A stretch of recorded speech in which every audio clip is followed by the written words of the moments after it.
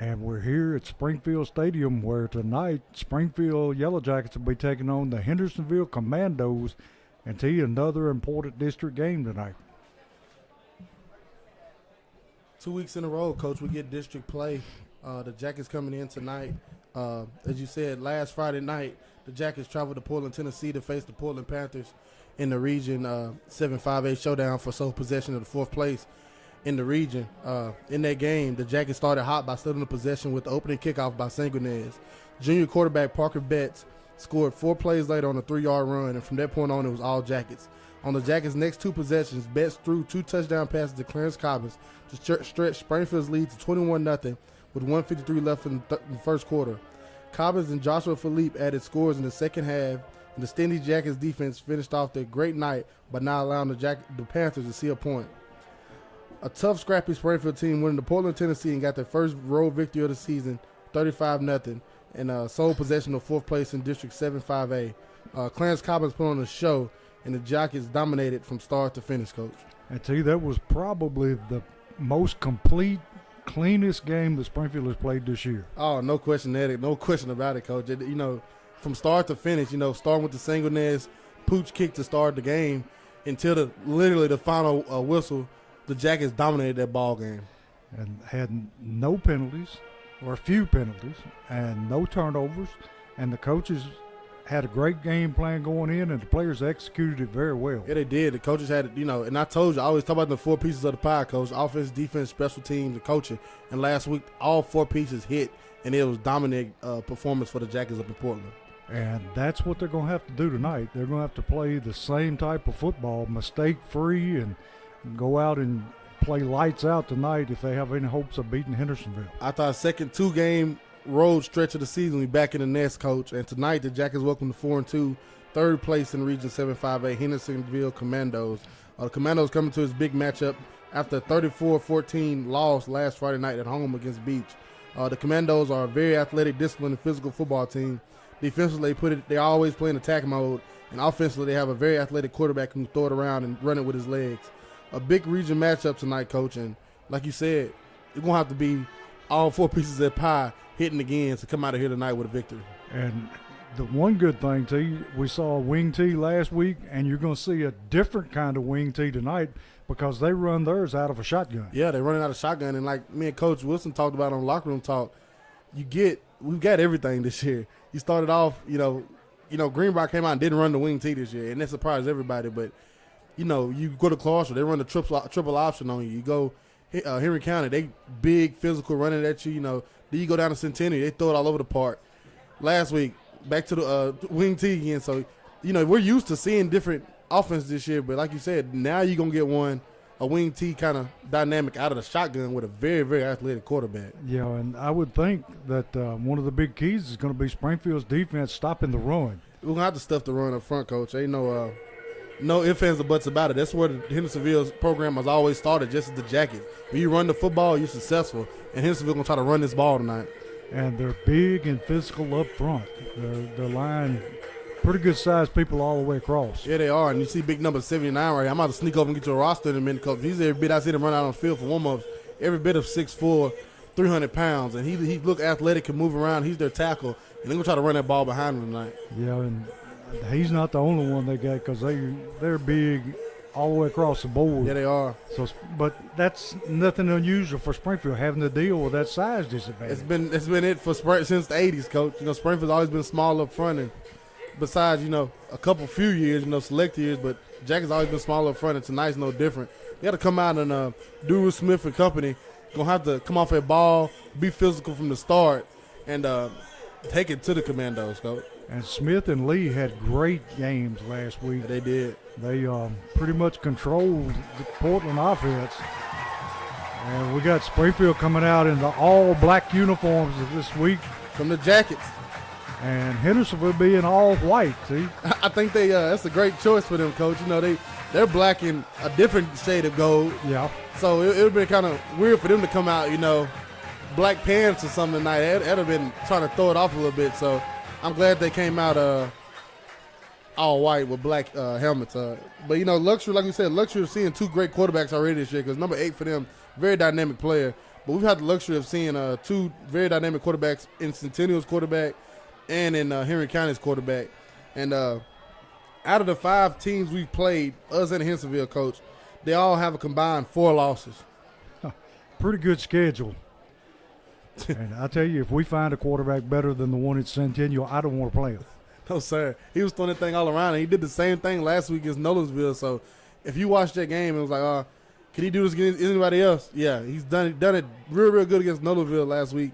And again, Centennial's yet to lose a football game. Yeah, as long as their line keeps him clean and doesn't get him sacked, he can do it to most anybody. Yeah, he can. And like I said, these three, both of us combined have our teams we lost to have a combined 4 losses, and the 3 teams we've lost to only have 1 loss. Clarksville's still undefeated, Centennial's still undefeated, as I said, and Henry County got beat by 6A Brentwood, which is still undefeated. And I would think that Clarksville is pretty much going to run the table. Yeah, Clarksville, knock on wood for them, but they'll probably go 10-0 this season. Springfield was the toughest team on their schedule. But like I said, everybody look at Springfield's schedule. As I said, it's the hardest schedule we've seen since 1986.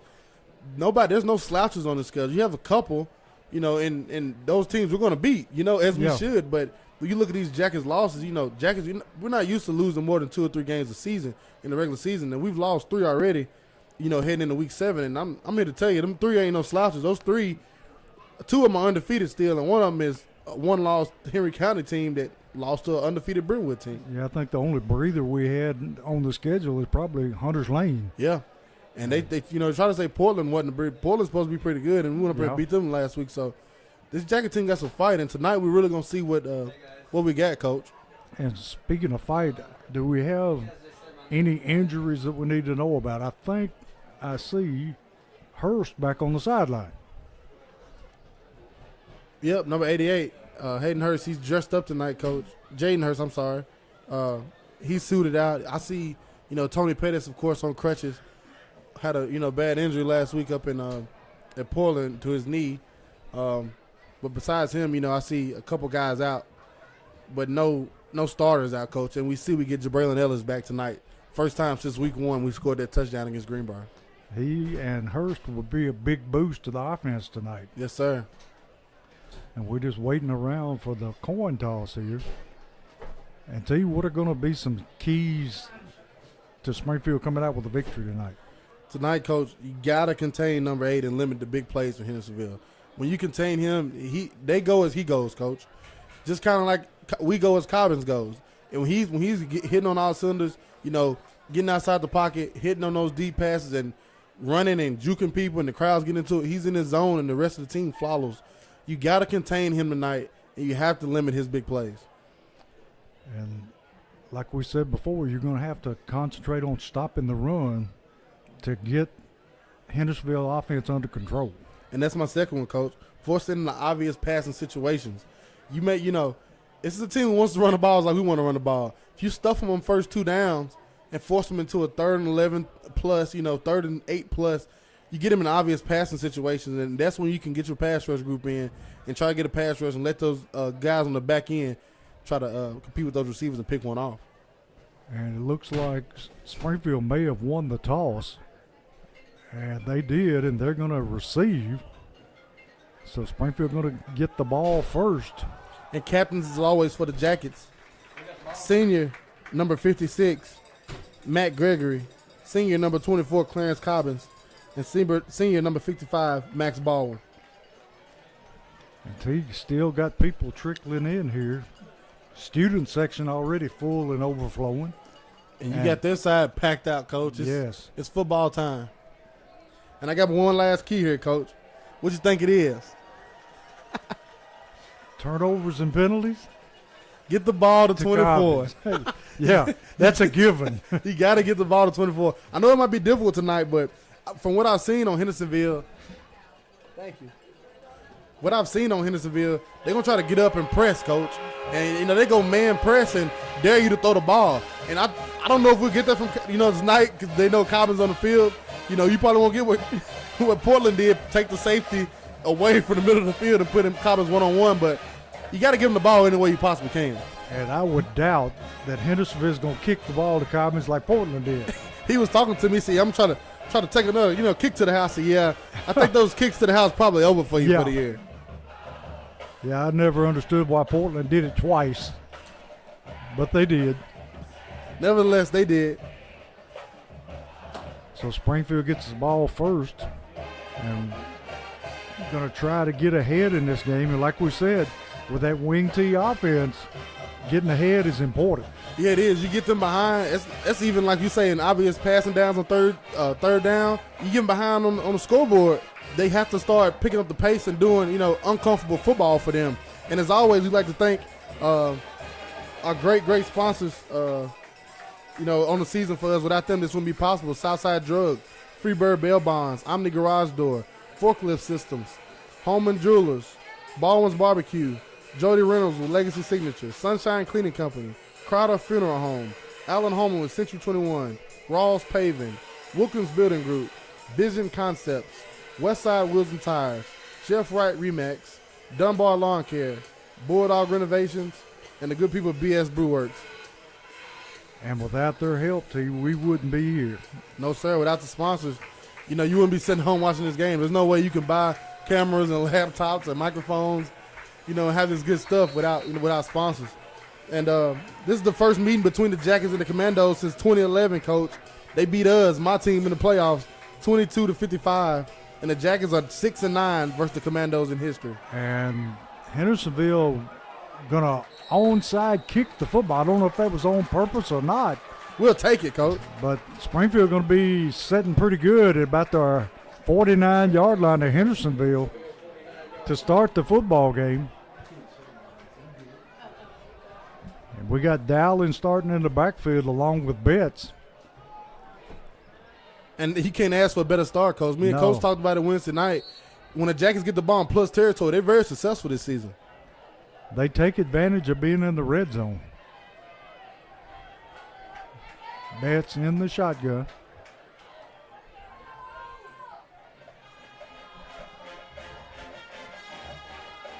Gonna hand to Dowling. Dowling straight up the gut, and he's gonna take it for a touchdown on the first play from scrimmage. You can't draw it up any better, Coach. I mean, that one just opened up wide. Wow. And he takes it about 49 yards to the end zone. And Springfield breaks in front 6-0 with only 11:51 left in the first quarter. How about that? Now that's how you start a football game. Took him all of 9 seconds. Sangonair is on to kick the extra point. And the kick is up, and the kick is good. So with 11:51 in the first quarter, Springfield 7, Hendersonville nothing.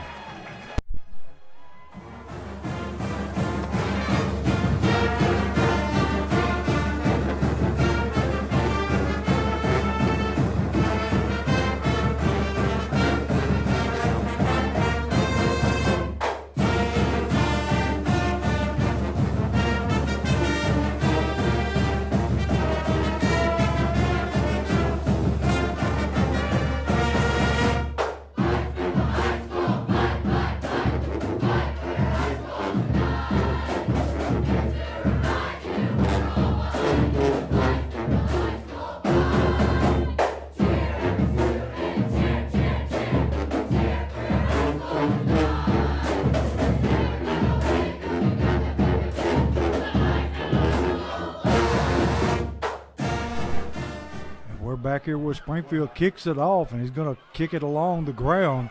Going to be fielded by number 18. Got some running room up the sideline. Hendersonville takes it all the way down to about the 10-yard line. And T, they're trying to answer that score quickly. Yeah, they are. We might be in the works of some good fireworks here tonight, Coach. I'm telling you, this may be a shootout. And it has the playoff atmosphere in the air tonight. It feels like playoff football. You got the number 3 team in the region against the number 4 team. We just snuck in to the playoffs here by beating Portland last week. Now we're trying to work our way up and possibly try to creep into a home playoff game, Coach. It's very possible.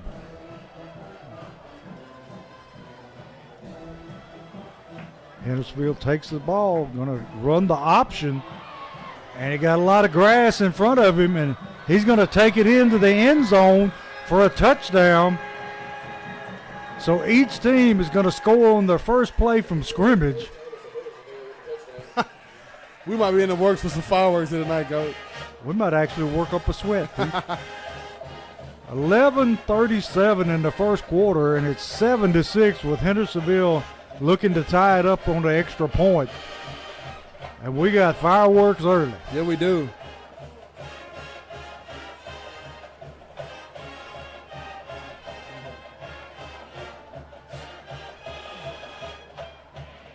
I wonder if people, coming to see Springfield versus Hendersonville tonight, thinking about the history of these two programs and them still running the wing T out of the shotgun, would it be a lot of points scored? Well, we ain't even got 2 minutes off the clock, Coach. And the Hendersonville kicker kicks it up and over the concession stand to tie this one up at 7. Got a flag on the field. I don't know what that's about. We'll hold it and see what we got going.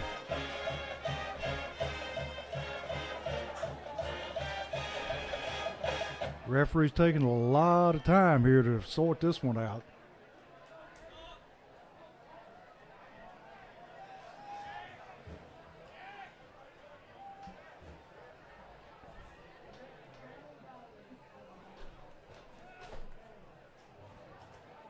No idea what this one is.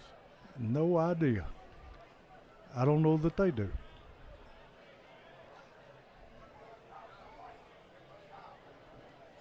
You would think it would be on the Yellow Jackets because Hendersonville's lining up to kick off. The buzz in the air here tonight, Coach, is incredible. It's electric. Yeah, it is. And this is what you expect when two teams are in the heart of the season, week 7 here. And Coach, I guess they explained it to me. I think it is on the Jackets. We'll have to see. They've been over talking to the Hendersonville coach. Yeah, you get in the thick of the season like this, and you got a number 4 in the region against number 3. This is bound to happen, Coach. Somebody got to go to 3, somebody got to go to 4, and we still both got a lot of region games to play. And we had a personal foul on Springfield, and they declined the penalty. Oh, wow. So Hendersonville be ready to kick off. And last time they onside kicked, and it cost them. But I'm sure they don't want to kick it to Cobbins. No.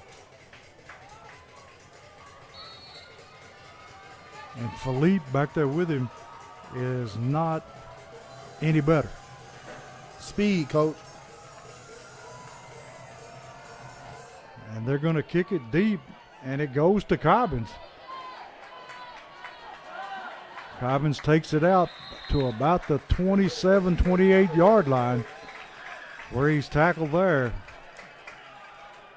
Springfield ready to go on offense again.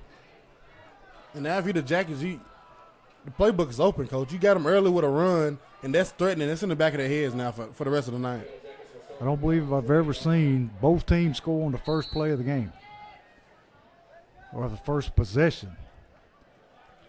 Oh, they both were literally first time they touched the ball offensively scored.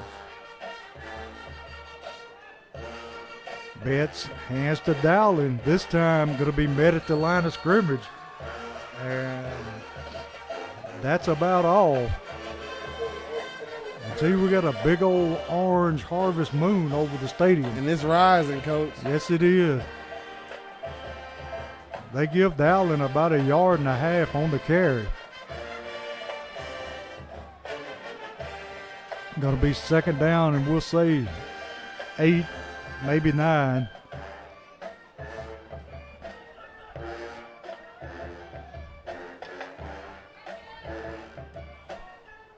Betts ready for the snap. Going to be looking to throw. Going to put it up down the sideline for Cobbins, and he overshoots him. And that's that man press we're talking about, Coach. But look at here. 2 high safeties. Yeah. They watch film.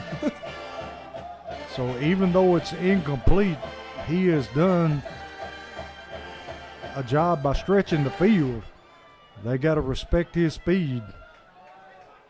So it's going to be 3rd down and 8 for the Yellow Jackets. 10:43, tied 7-7.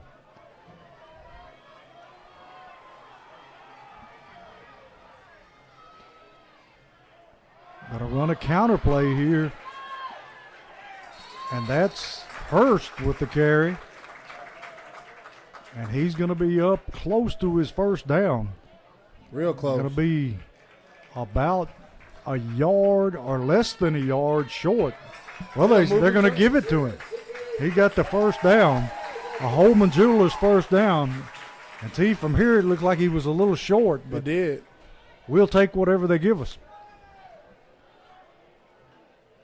So it's 1st and 10 Yellow Jackets from the 39-yard line.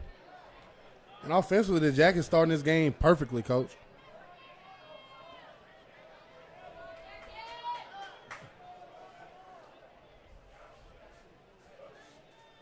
Got to put Cobbins in motion across the set. Got to run Hurst on the sweep. And look like he was grabbed by the face mask or the collar one, but no call. And he's going to lose about 2 yards. Got to bring up 2nd down at 12. Bush coming into the game for Miltier.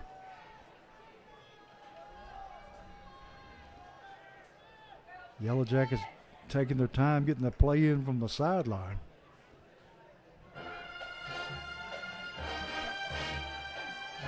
It's nice to see Hurst back in the game. Yeah, it is. The combination of him and Dallin, both sophomores, Coach, it might be something to watch here in the future. Hendersonville coming on a blitz. High snap. Betts picks it up, and it dropped for a big loss. And we can't go back to making those snaps like that. I hit him dead in his hands, Coach. He just dropped it. Yeah. It slipped right through his hands. And as we talked about pregame, not putting yourself in obvious, passing situation. Now the Jackets do it, Coach.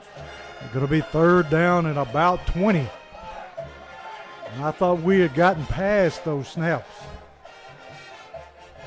Tonight you have a starting center, Gage Wilkes out, and you have the backup Cooper Dawson in, the sophomore. And he did a beautiful snap because he hit him dead in his hands. Hendersonville showing blitz. And they're going to jump into the neutral zone. So Springfield will get some of it back the easy way. Yeah, I wouldn't even put that on Cooper. That was a perfect snap. Parker just let it slip right through his hands. Looked like he took his eyes off of it. So now it's going to be 3rd down at about 16. Got Dowling in at tailback.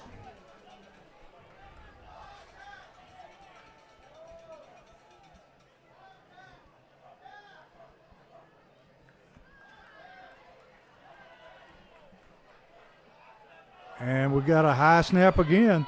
And going to be quick kick. Going to be fielded by Hendersonville. And they take it back to about the 49-yard line of Hendersonville. Coach Wilson does it again. Punting on 3rd down. Even had a different man doing it. Yeah, you got Tony Pettis out now. We don't know for how long, but it doesn't look good. With the cast on his right knee. The man that kicked it was Hunter Gardner. He's a sophomore, 5'8", 179 pounds on the quick kick.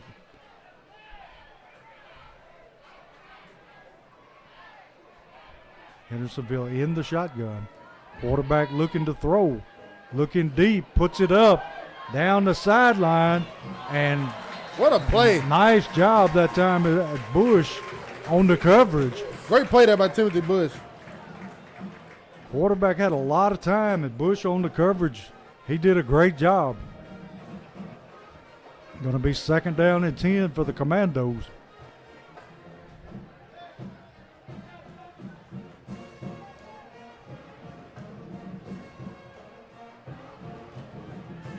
And we're going to have to mount a pass rush here and get this man in a hurry. Yes, sir. Quarterback, they're going to run an inside handoff, and he takes it for about 2 yards. Going to bring up a 3rd down at about, we'll say 7. 7:43 left in the first quarter, tied at 7.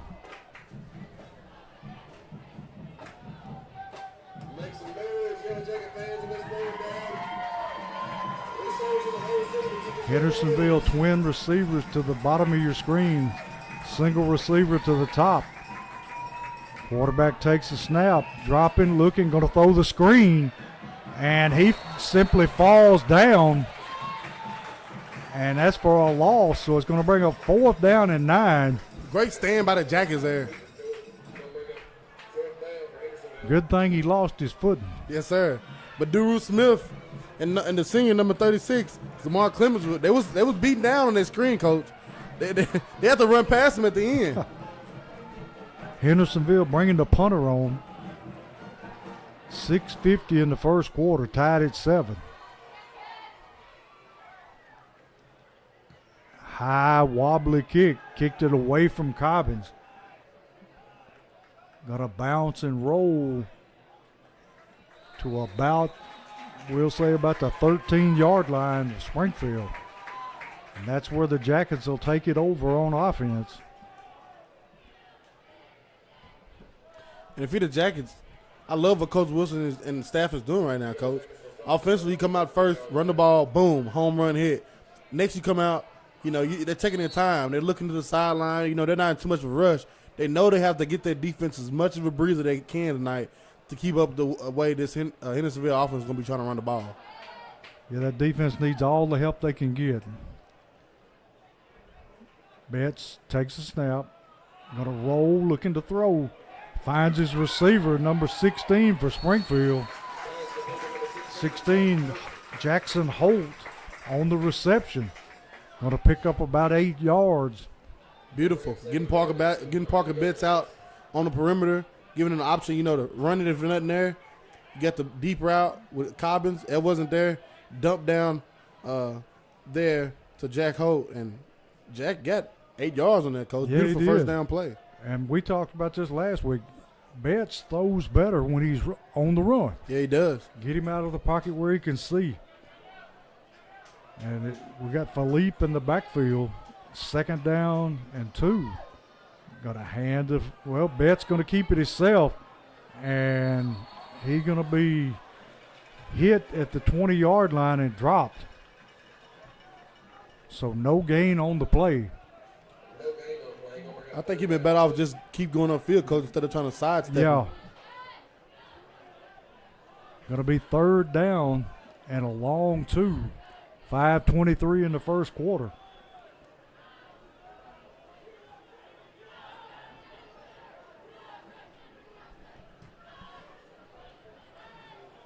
Got Cobbins split to the far side of the field, and he's got single coverage out there. That corner was finna press him like they usually do. He backed off. He thought twice about it. Oh, handoff, and he is hit in the backfield and going to lose yardage. And T. Hendersonville blew that one up from the start. They knew what was coming. He had number 19 on the punt for the Jackets, the sophomore, Keith O'Neal. Got the kick away. Going to be picked up by the Hendersonville back. Yeah, that's coming back. And we got a flag on the field. He's going to take it to the end zone, but it's coming back. You could see that one from up here. Yeah, he could.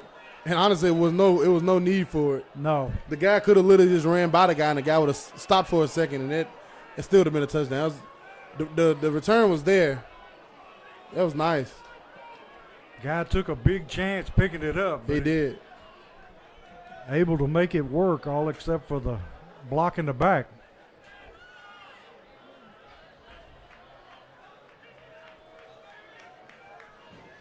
So it's going to back Hendersonville up into their own territory.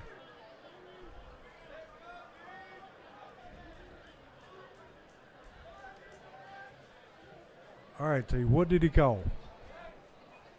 He gave me a motion that I had never seen before. I wasn't even looking that time, Coach. This is what it was. Maybe a new signal. I don't know. Like maybe helmet to helmet. You know, two I fists guess. clashing. Two fists clashing together. I guess helmet to helmet. I don't. Somebody have to chime in and tell me about that. Never seen one. that one before. So Hendersonville 1st and 10 from the 40-yard line.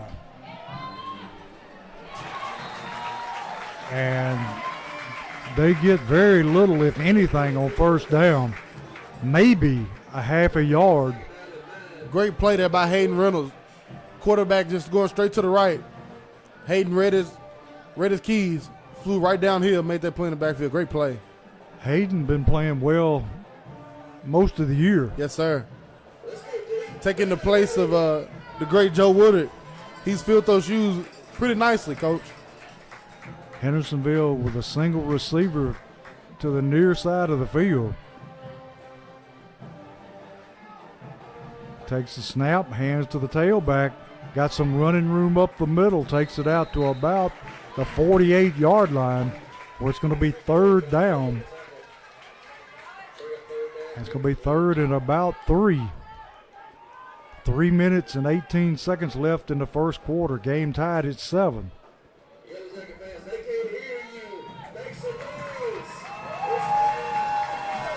It's about time Duru made one of those big stops. Yeah, it is. Now Hendersonville going back to huddle again, Coach. Play clock under 15 seconds. And they're taking their time, and it's down to 9 and counting. They better hurry if they want to get it off. They're going to have to burn one.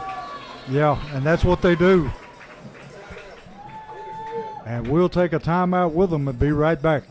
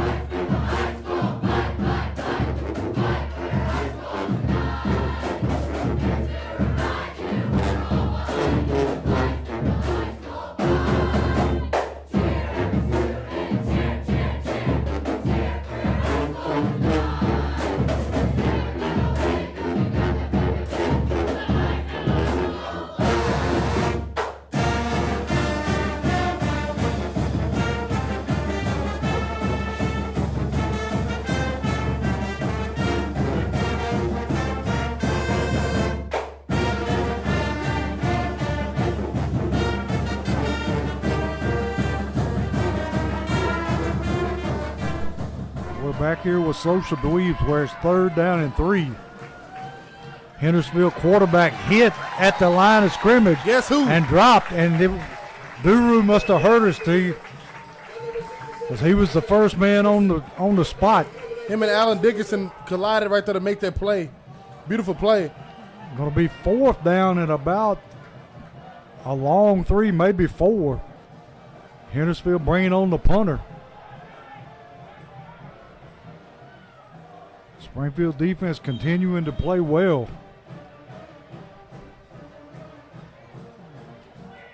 Playing great football, Coach. Referee sending Reynolds out of the game.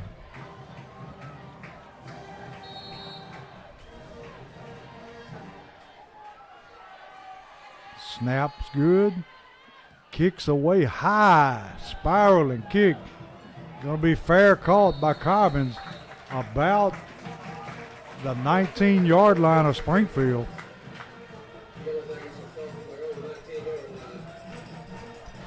Jackie's defense playing lights out, Coach. No question about it. Offense has some spurts. Not too good from that last drive, but here we go back again. Don't put yourself in obvious, bad situations behind the chain. And you can cook. You got to get some cooking here, Coach. Keep running that ball and keep getting Parker Betts on the edge. After those early fireworks, things came to a sudden halt. Yes, sir. 2 minutes and 4 seconds left in the first quarter, tied up at 7. Hurst in the backfield behind Betts. Going to hand to Hurst up the middle, finding some running room. Going to take it out past the 20 to about the 23-yard line. Gain of about 4 yards.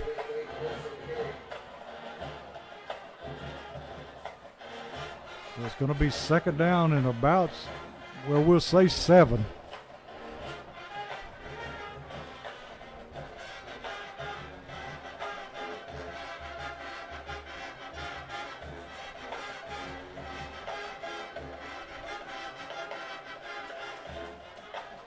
Springfield coming to the line of scrimmage.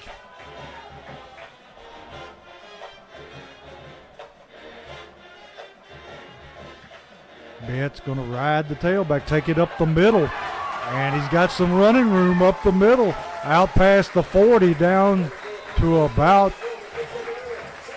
the 44-yard line. Going to be a Holman Jewelers first down. That time Betts made a good read. Beautiful, beautiful play there, Coach. First down, Jackets. It's going to be first and 10 from about the 43, 44-yard line of Springfield.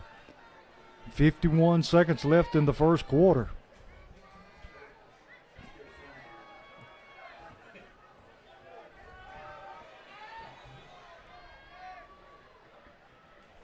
Betts looking to throw, rolling to his right, and throws it in and out of the hands of Reynolds. And see, that ball should have been caught. Yeah, kind of threw it behind him, but you touch it, you got to get it. That's right. So it's going to bring up second down and 10. Clock stops with 33.6 seconds left.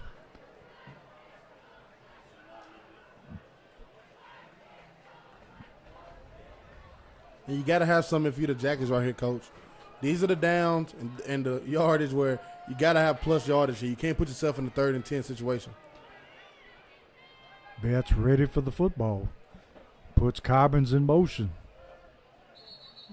And we got a penalty flag. And I think Hendersonville may have lined up all sides. Well, that's 5 of them, Coach. Yeah. That'll give them half of it anyway. So it's going to be second down at 5. 33 seconds left in the first quarter.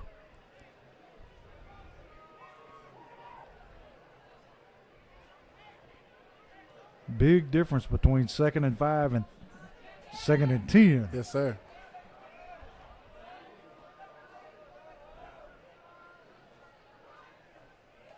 Low snap. Takes it out to the 50-yard line. Gain of about 2. And that was Philippe on the carry that time. Going to be third down at about, 3 to 4 yards. And that'll be the quarter, Coach. So they're going to let it expire here. So at the end of the first quarter, it's Hendersonville 7, Springfield 7.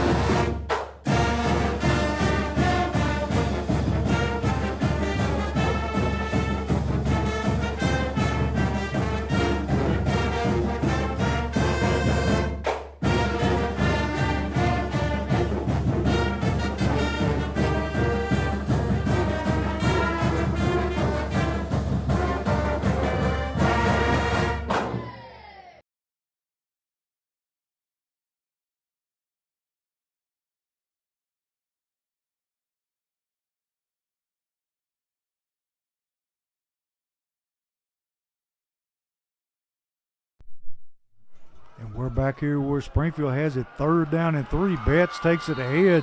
Going to be stacked up at the line of scrimmage. No gain. Going to bring up 4th down and 3. Just nothing going there, Coach. No. And T bringing on our new punter here. Let's see. T, can you catch the number? I believe that was 19, Coach. Keith O'Neal. Nice kick. High kick. Going to be fielded by the safety for Hendersonville. Makes a couple of people miss. Going to take it up to the 40-yard line of Springfield and going to be tackled by the punter. Number 19, Keith O'Neal. I tell you, it was a nice kick, but an even nicer return for Hendersonville. It was. Great return there. That's the second time, Coach. He took the last one to the house, and now on that one, he almost takes that to the house. So it's 1st and 10, and they put the ball down at the 41-yard line of Springfield.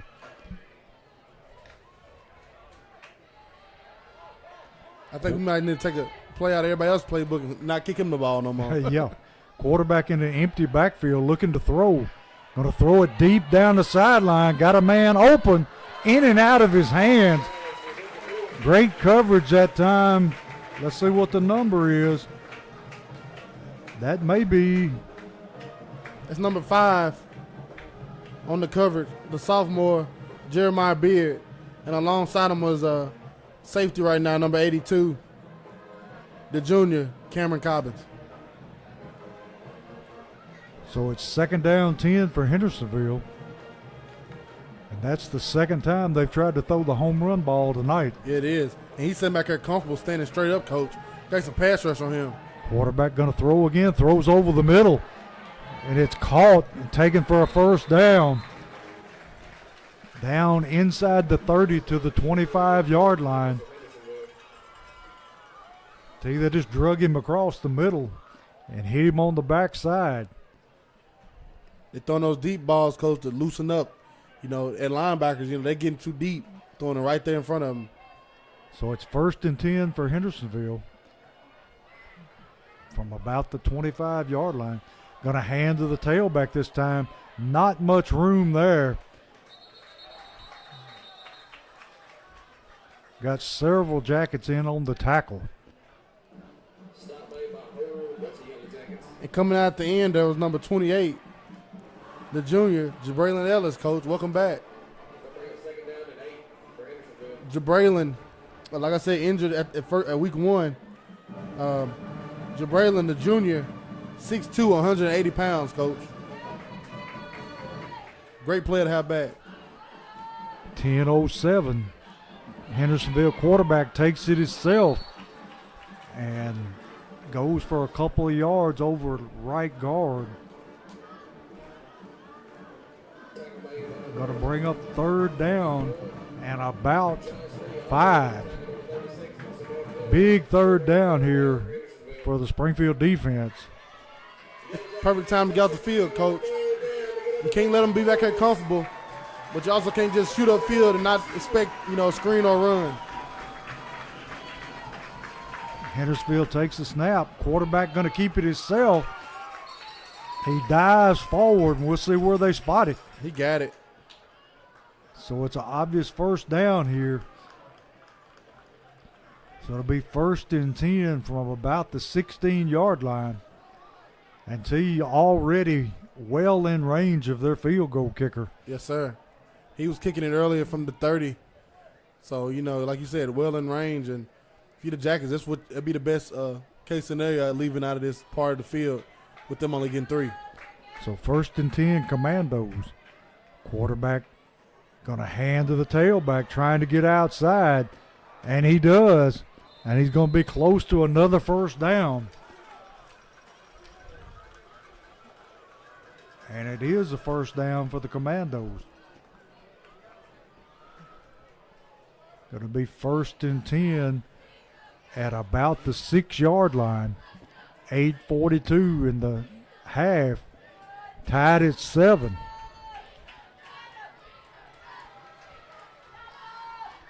Quarterback takes it himself, and he dives down close to the goal line. I think they got him down at the 1, Coach. So it's going to be second down and goal from the 1. And that's that shiftiness we talked about pregame from that quarterback. It's giving you that limp leg, Coach, and making you miss. And he's not a small fella either. No, he isn't. So second and goal from the 1. Quarterback sneak. And so far, no signal.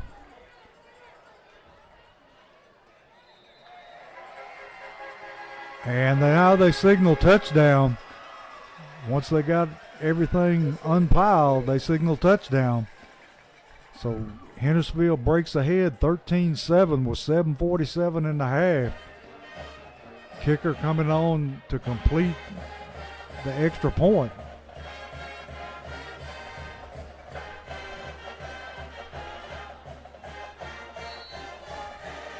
Great methodical drive by Hendersonville, Coach.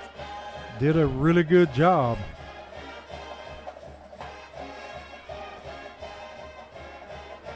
Snaps down, kicks up, and the kick is good. So with 7:47 in the half, Hendersonville takes a 14-7 lead over Springfield.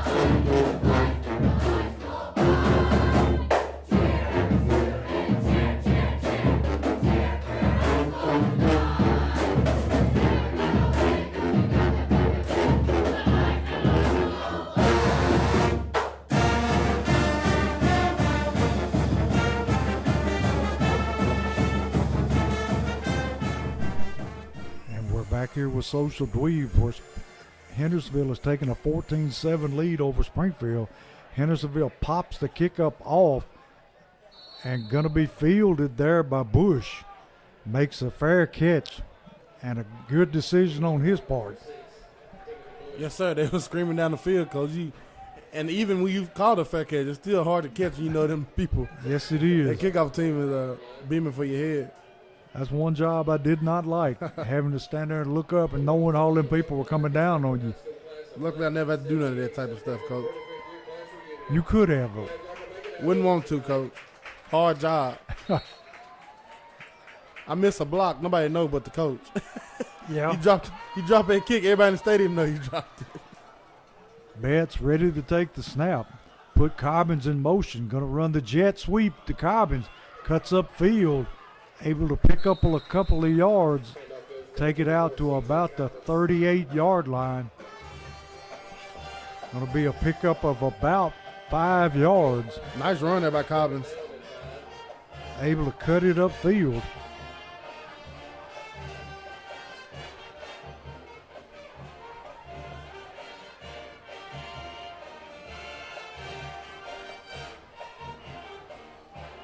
Hurst in the backfield now with Betts. Put Cobbins in motion. And we got a penalty flag coming in from the back. False start. False start on Springfield. Going to set them back the 5 yards that they gained the play before. And again, what you can't do, can't hurt yourself, Coach. That's right. Pre-snap, post-snap penalties are the worst things to kill your football team. Make coaches old before their time. So and it was very little movement. I'm looking at it. Yes, it very was. little movement. Second down and 10.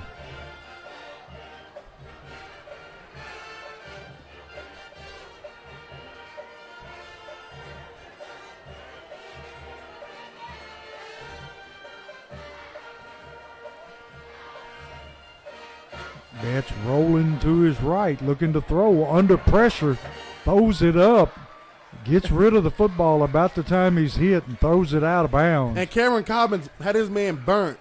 His man tackled him, Coach. Tackled him, no flag. No flag. We kind of come to expect that. Wow.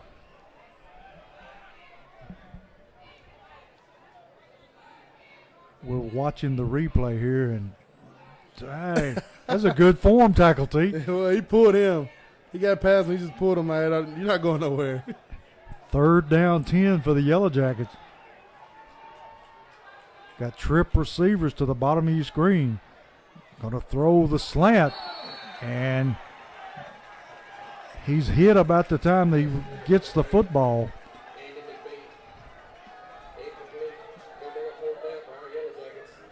Ball intended for Andrew McBrady. So it'll bring up 4th down, and they'll be punting it away.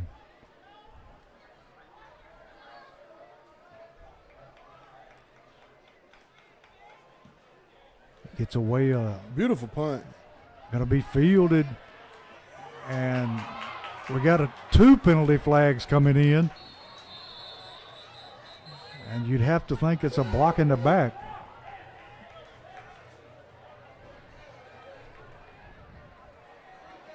Reynolds getting up very slowly too. Yeah, that was BS right there, Coach. Yeah. I think he took a shot in his back. He just came and cleaned him blindside. Never saw the guy. So it's going to be a personal foul on Hendersonville.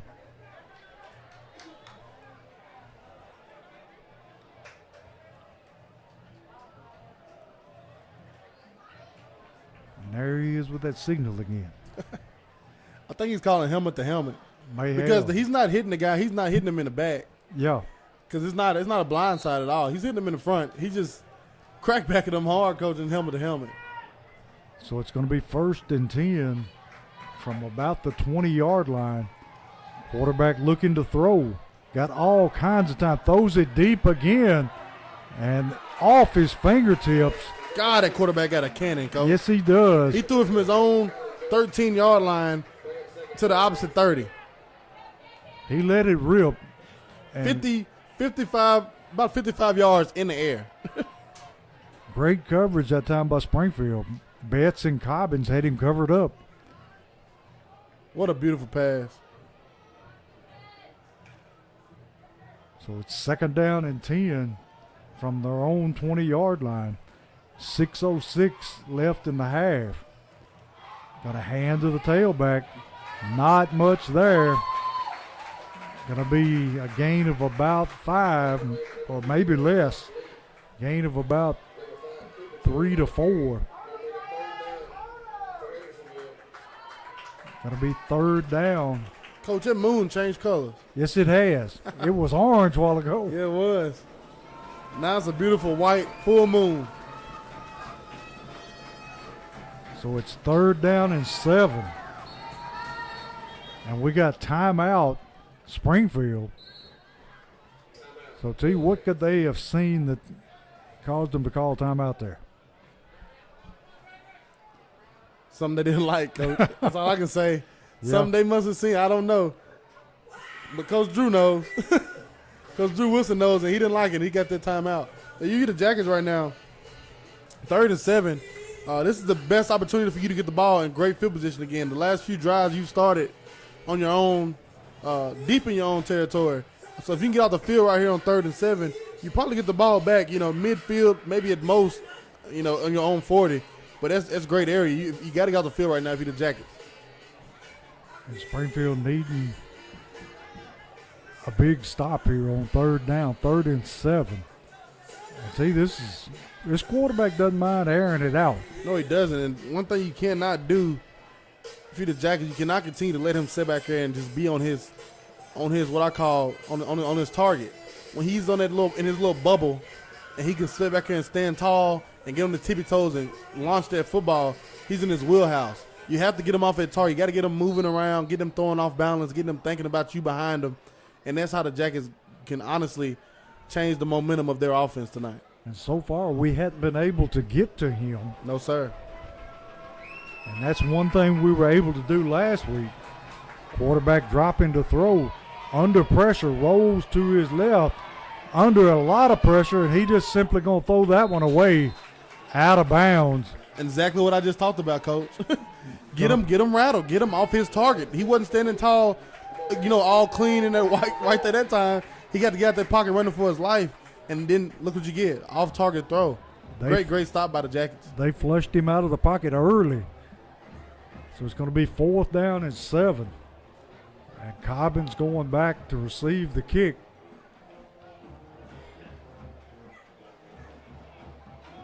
And this is exactly what the doctor ordered. You finna get this ball in plus territory. Good snap. Cobbins calls for a fair catch, and his own man runs over him. Yeah, number 4 from them pushed him into him. Yeah, Cobbins still able to make the catch. Great field position for the Jackets to start this drive. So they're going to start about their own 46-yard line. And still got plenty of time in the half, 5:21 before halftime. Springfield trailing Hendersonville 14-7.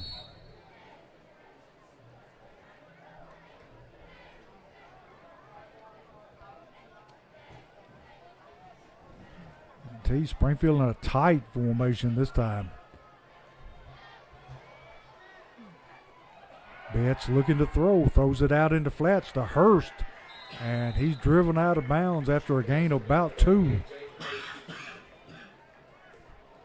But I do like that they're getting Betts out of the pocket. Yes, sir. Get him out of the pocket, get him moving, and give him that option if you want to just take off and run.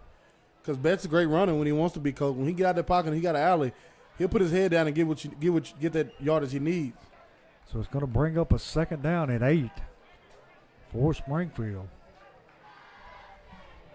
Dowling back in at tailback now.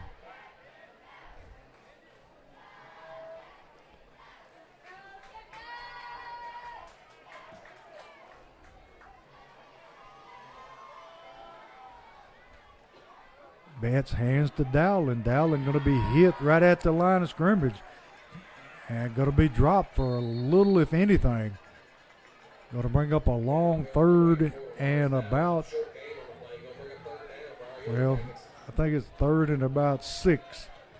And that's being generous. Sir. Now you just had a big 3rd down stop for you defensively if you're the Jackets. Now you on the offensive end of the ball. You must convert this 3rd and 6 with 4 minutes even and ticking on this clock in the second quarter. And Hendersonville getting the ball to start the second half. Tell you one thing we hadn't seen yet out of Springfield is a screen. Yes, sir, we haven't. Put Cobbins in motion. Got an inside handoff to Hurst, and it is smothered for a loss all the way back to the 40, well, we'll say the 46-yard line. So it's going to bring up 4th down. They tried to, get that everybody flowing that one way with that jet sweep action with Cobbins and hit that counter backside with Hurst. It just wasn't there. Great penetration backside by Hendersonville. O'Neal hits a rocket. What a punt. Going to be fielded by Hendersonville deep in his own territory. And he is tackled at about the 15-yard line. And O'Neal, he just boomed that one. Yeah, he did. That was a beautiful kick. Beautiful, beautiful kick. 3:06 left in the half. Springfield behind Hendersonville 14-7. And Keith O'Neal, the sophomore, 6'1", 155 pounds, coach. He's only going to get better. He's been impressive tonight. Yeah, he has.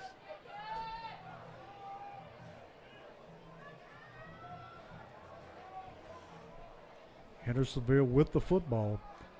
Got to throw a little swing pass to the tailback. Nothing doing. He may have lost a yard on that. Met by number 55, the senior, Max Baldwin. Yeah, Max sniffed that one out from the start. So it's going to be 2nd down and 11. 2:48 and counting. And tell you, after those first initial drives, it's been a slugfest. Yeah, it has been. Both these teams are slowed down and got in their playbook of the wheelhouse the plays like to call. Gonna run the option this time. Nothing going. And he broke one tackle, but not the second. Gonna be 3rd down and about 9 for Hendersonville.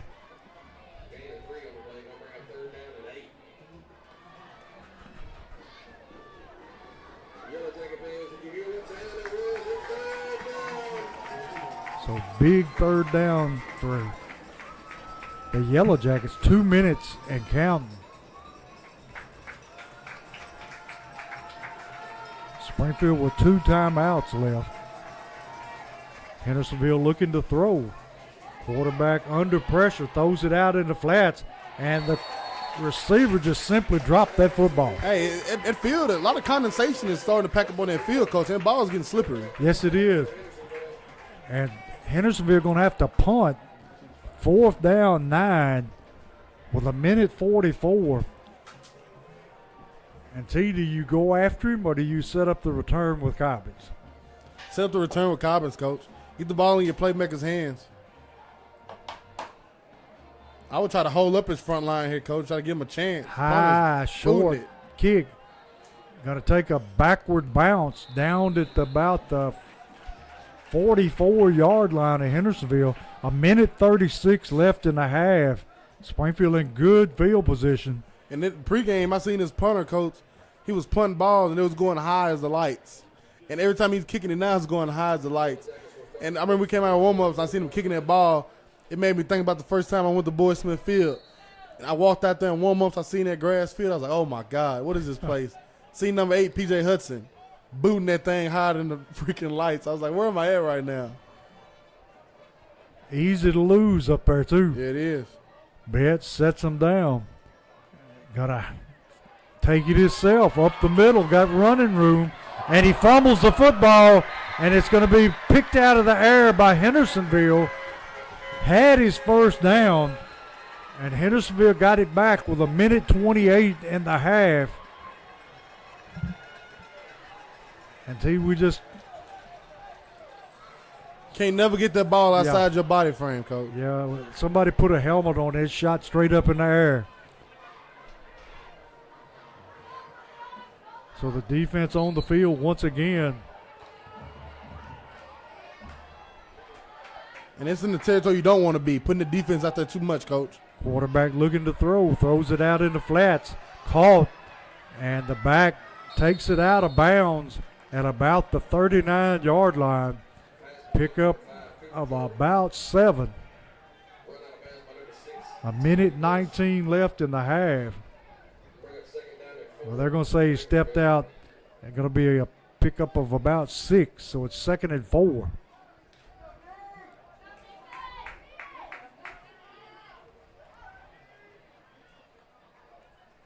Quarterback dropping straight back. Going to throw it deep again. Got his man this time. Going to be knocked out of bounds by Bush at about flag. Surely that's a hold. We'll wait and see. Got hold in Hendersonville, so it negates the big play. They've thrown it deep about 6 times, and that's the first time they were able to hit on it. Because he's putting it right there in that perfect spot every time, Coach. Yes, he is. The receiver just finally got there that time.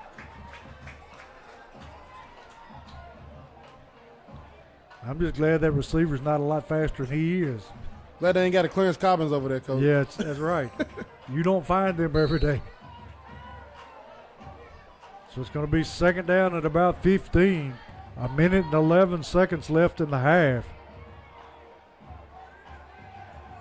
And Hendersonville quarterback under pressure. Sir. And going to be brought down by number 56 for Springfield.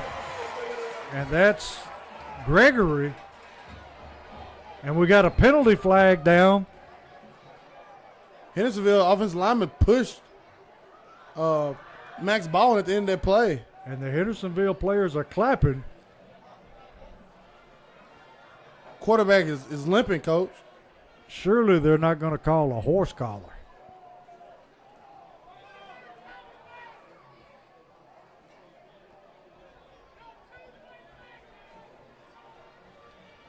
See, I think there are 2 flags down. It is. Yeah, the quarterback's limping pretty good. He's going over to talk to the coach. And we got a personal foul against Springfield. Horse collar. That was late. They didn't call that during the play. No. And we got a unsportsmanlike against Hendersonville, so won't they offset? They're both personal fouls, right? Yeah. So they should. But the horse collar flag did not come out until the play was literally, the quarterback was getting up. Yeah. I think the Hendersonville players did a lot of politicking for that one.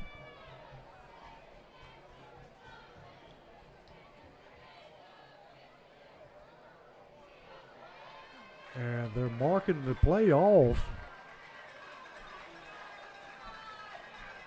against Springfield. So were both penalties called on Springfield? I guess they were. It's going to be 2nd down and 9. I'm looking at the play, coach. The horse collar was never called. No. Quarterback going to throw the screen. Takes it out of bounds at about the 39-yard line. 47 seconds left in the half. The penalty that was called was Max Baldwin got pushed down, and he got up and told the O-lineman, like, yeah, sack anyway. And O-lineman pushed him. But they called it on Max. And then the horse collar was never called, coach. No. That flag, the flags didn't come out to the guy push Max. And that quarterback was up and walking towards the sideline at that time. You know, last week you got to appreciate the officials because we never noticed them. Yeah. They called a great game at Portland. Both ways. Yes. 3rd down at about 6. Quarterback looking to throw. Throws it over the middle. And he's going to take it up the sideline and going to be knocked out of bounds at about the 39-yard line of Springfield. There's 39 seconds left in the half. And they got to get about, 20 yards to field goal range? Yeah, they need about 15 yards to get into the kicker's range. And with 2 timeouts, 39 seconds left, coach. They've been hitting that sideline good, saving those timeouts. It's possible. The Jackets got to get a stop here. Hendersonville quarterback looking to throw. Going to throw deep again down the field. And, oh, no. We got a flag coming in from way on the other side of the field. And going to call pass interference. I don't know about that one. The referee on this side, flag still in his pocket, and the one that throwed it was out in the middle of the field. He ran past the guy. So the ref that threw the flag saw the backside of Timothy Bush. Yeah. He thought Timothy Bush was on him, but Timothy Bush was beside him, which the ref, who was literally 3 yards from the play, saw. And he didn't throw the flag. I think he anticipated that one. So Hendersonville already in field goal range. 33 seconds left.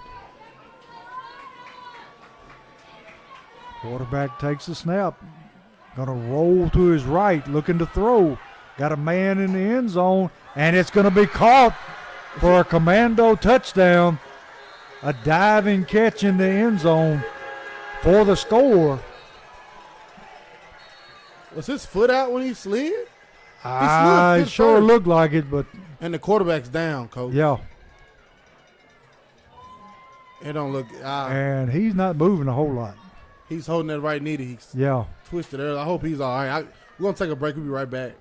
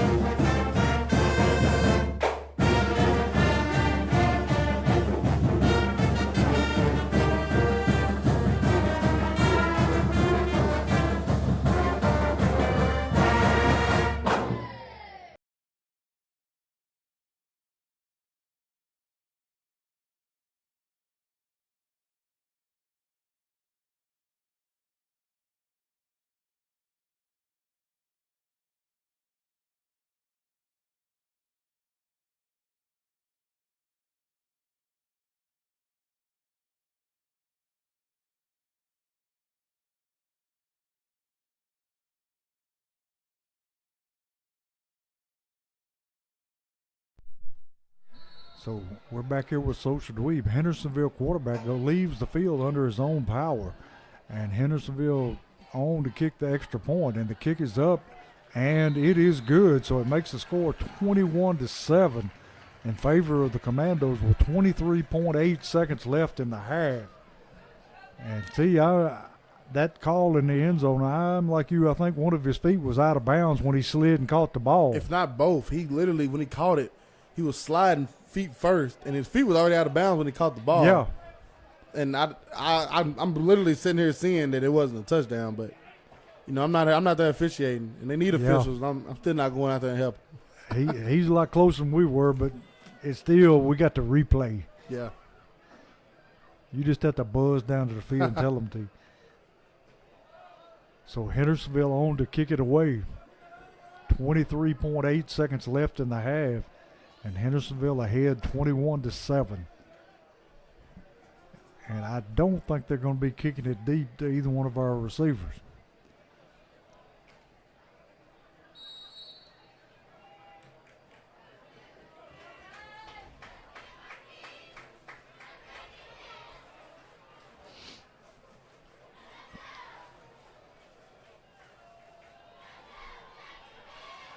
Hendersonville going to pop it up to the near sideline. Going to be fair caught there by Bush. So Springfield have 23 seconds to work with. And if you're the Jackets, that's exactly what you didn't want to happen when Parker Betts turned that ball over, was them to drive down and get a score before half. It'd been nice going to halftime 14-7, knowing they get the ball to start the third quarter. Momentum would be kind of, still there because there wouldn't be no scores, literally for a long time. But them scoring there right before half, literally going to halftime with that momentum, even though their quarterback's a little gimpy, we seen him run off the field on his own power, Coach. So yeah, he trotted off the field. Yeah, he'll be out there in the second half of this football game, and Springfield just going to take a knee and let the time expire.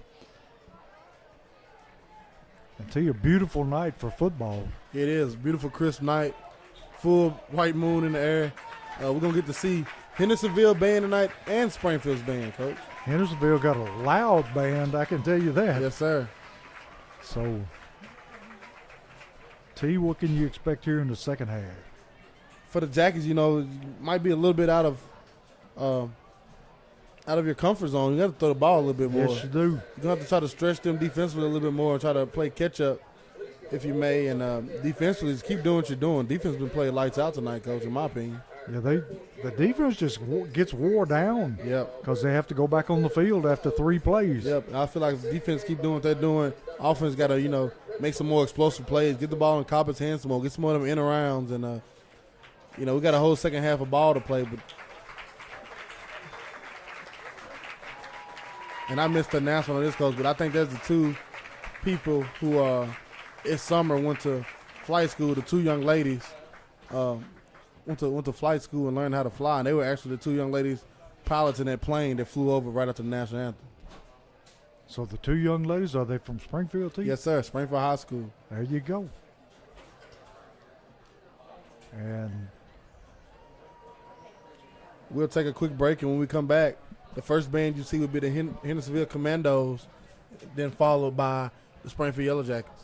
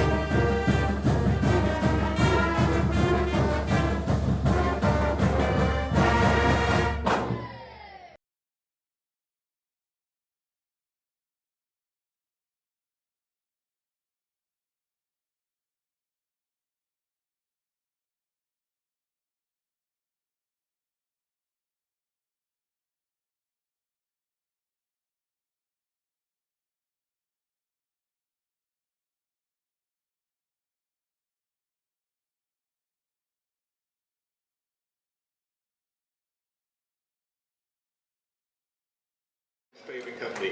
For all your business and manufacturing needs, contact Berry Global at 615-847-7001. Thanks to Berry Global for your support of the SHS Band. The SH Band is under the direction of Jonathan Wiggins and Andrew Lawson. Their 2023 show is entitled From Stage to Field, featuring music from Phantom of the Opera, Blue Man Group, and Les Miserables. Drum majors Benito Cabrera Romero. Please welcome to the field the SHS Marching Band.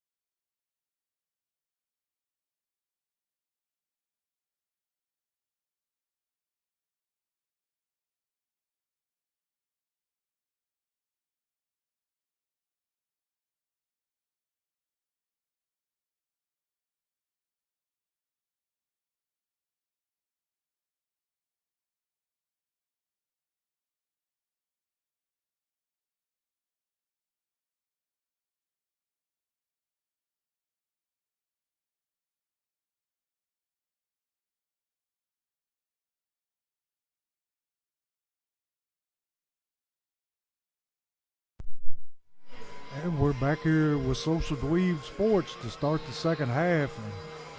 And Springfield will be getting the football, won't they?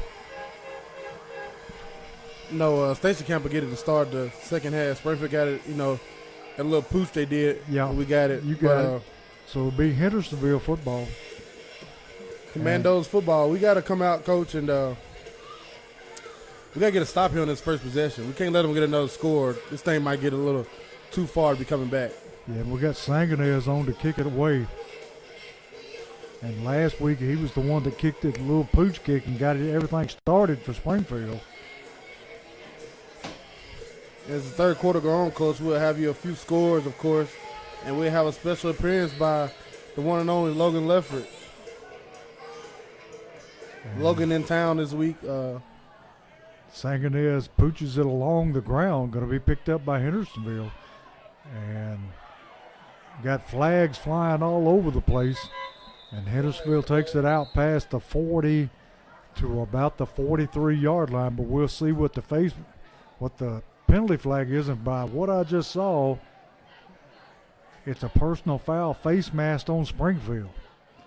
So that'll tack on another 15 yards and set Hendersonville up in great field position.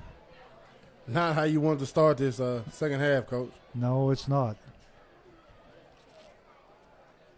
Springfield's defense been on the field for a long time tonight.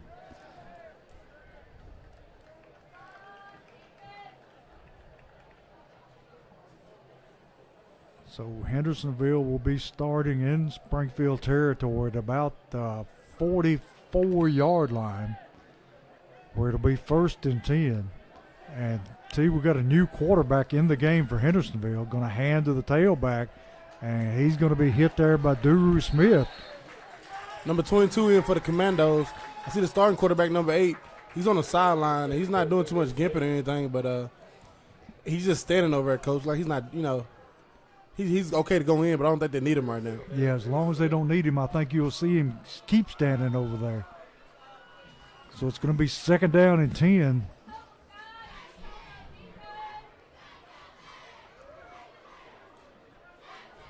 And we need to make a defensive stop right here without giving up any points. Yes, sir. 11-13 in the third quarter. Going to hand to the tailback again. And he's going to bounce off a couple of tacklers. Eventually going to be tackled by Max Baldwin. But not before he picks up about 6-7 yards. So it's going to be 3rd down at about 4.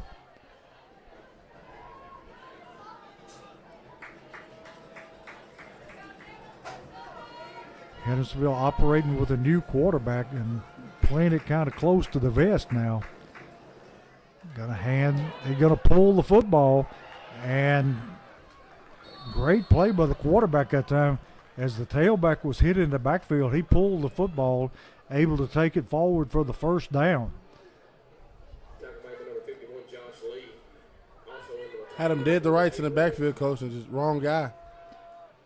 And I don't think you'll see Hendersonville throwing it around like they did with the first-string quarterback. No, sir. You're going to get the Hendersonville you thought you were getting when we said we were playing them tonight, Coach. It's going to be run. It'll be 1st and 10. Quarterback going to hand to he's just going to keep it. And he might have picked up a yard.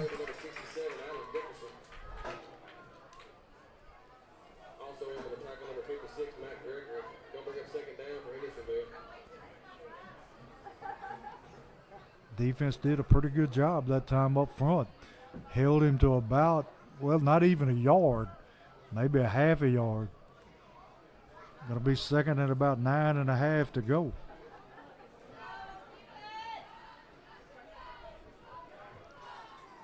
Be the Jackets, you know it's coming, Coach. He hasn't even thought about throwing the ball yet. That playbook just shrank a lot. As soon as we here they go. He's going to throw. Got all kinds of time. Going to be sacked. He fumbled that ball.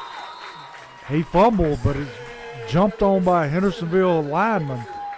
Number 67, Allen Dickerson. He just took too long, Coach, and Allen bit that corner and got home. The pocket collapsed, and Dickerson in on the sack. Going to make it 3rd and about 14. And T, that may have taken them out of field goal range. Yeah, it definitely did. It's a stretch for him right there. And Allen Dickinson, what a play. The Jackets got to get another stop here, Coach. And if you get the ball back, the Jackets offensively, you got to go hit. You got to go hit because you see Hendersonville's setting on this ball, Coach. We're in 8 minutes and 40 seconds left in the third quarter already.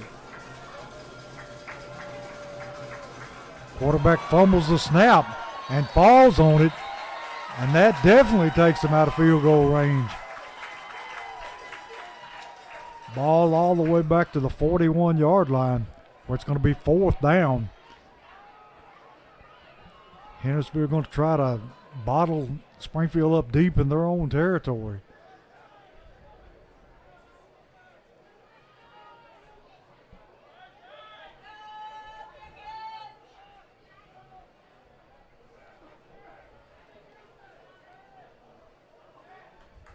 Hendersonville, no rush, Coach, to do anything. No, they're just going to take their time. 7:52. And the game clock is ticking, but the play clock is. Yeah. It's kind of odd.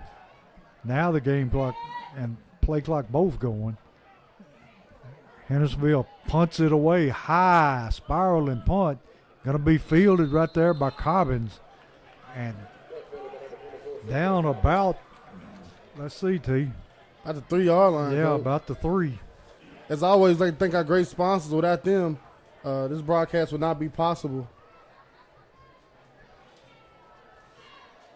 Southside Drugs, Freebird Bail Bonds, Omni Garage Door, Forklift Systems, Holman Jewelers, Baldwin's Barbecue, Jody Reynolds with Legacy Signature, Sunshine Cleaning Company, Crowder Funeral Home, Allen Holman with Century 21, Ross Paving, Wilkins Building Group, Vision Concepts, Westside Wheels and Tires, Jeff Wright with Remax, Dunbar Lawn Care, Bulldog Renovations, and BS Brew Works. Betts ready to take the snap from his own 3-yard line. Gotta keep it himself. I think I would go back to that, Coach. He had an alley. He didn't see it, but he had an alley. So he's going to take it out, and it's going to be spotted about the 18. We had it. It'll be 2nd down and about 3.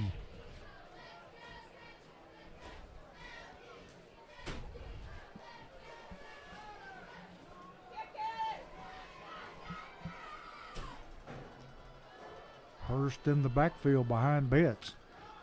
Got a hand to Hurst. Try to bounce it outside. Going to be hit there. And he's going to be, they're going to say it's a Holman Jewelers 1st down.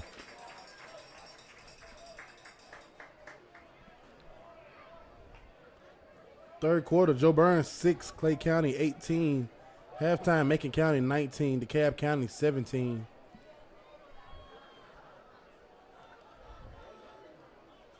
Got to be 1st and 10 Yellow Jackets from about the 18-yard line. Betts going to roll to his right. And T, I think that's just a designed run. And now we got a flag coming in from way in the back. Has to be holding defense of anything. Yeah. 'Cause I don't think none of the defenders had the possibility that was trying to catch Parker to get held because they were in front of the Springfield offensive guys. Yeah. Let's see what they're going to call. Oh, they're marking Springfield. What? Let me see. Yep, holding It's defense. holding, yeah. He just held that receiver trying to sneak out. Couldn't get out there. So it works in Springfield's favor.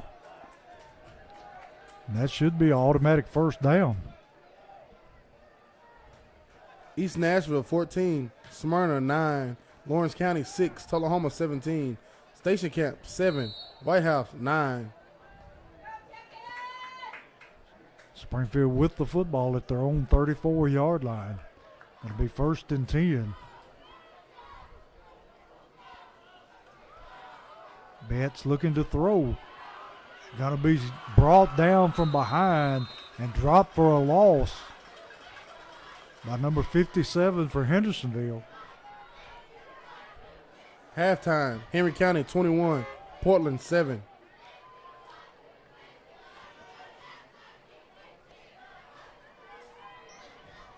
Going to be second and just a little over 10 yards to go for a first down.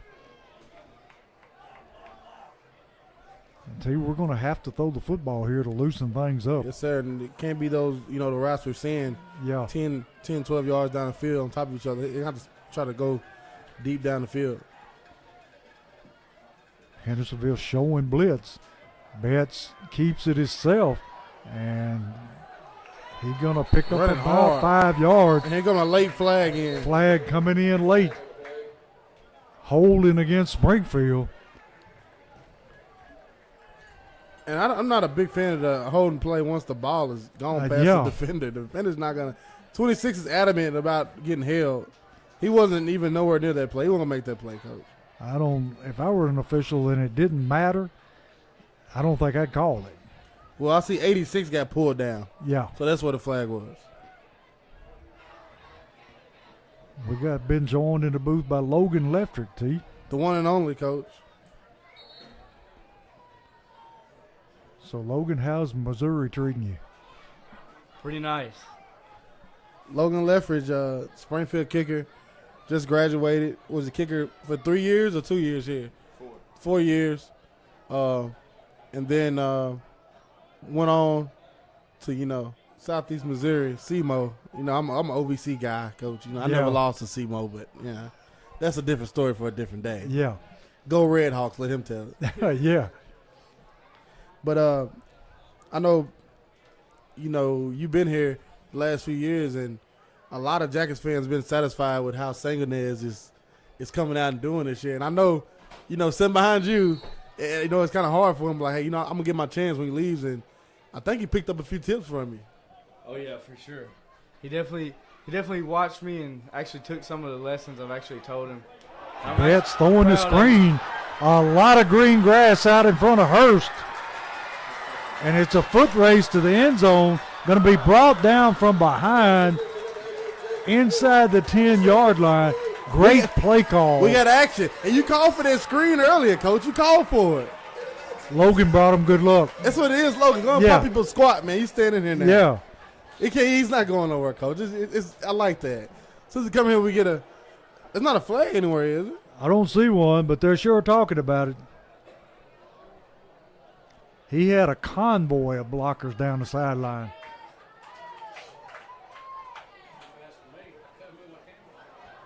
I don't see any laundry on the field unless it's down in front of the Springfield bench.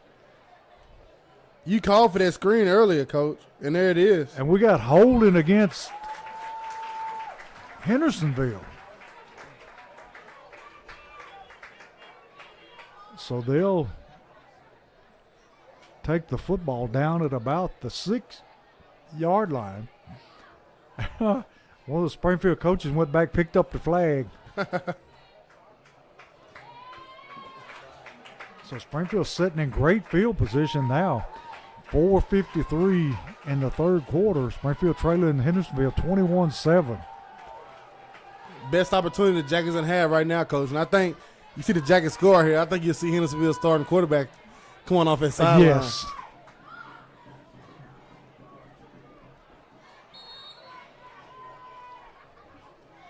Got Dowling in the backfield with Betts.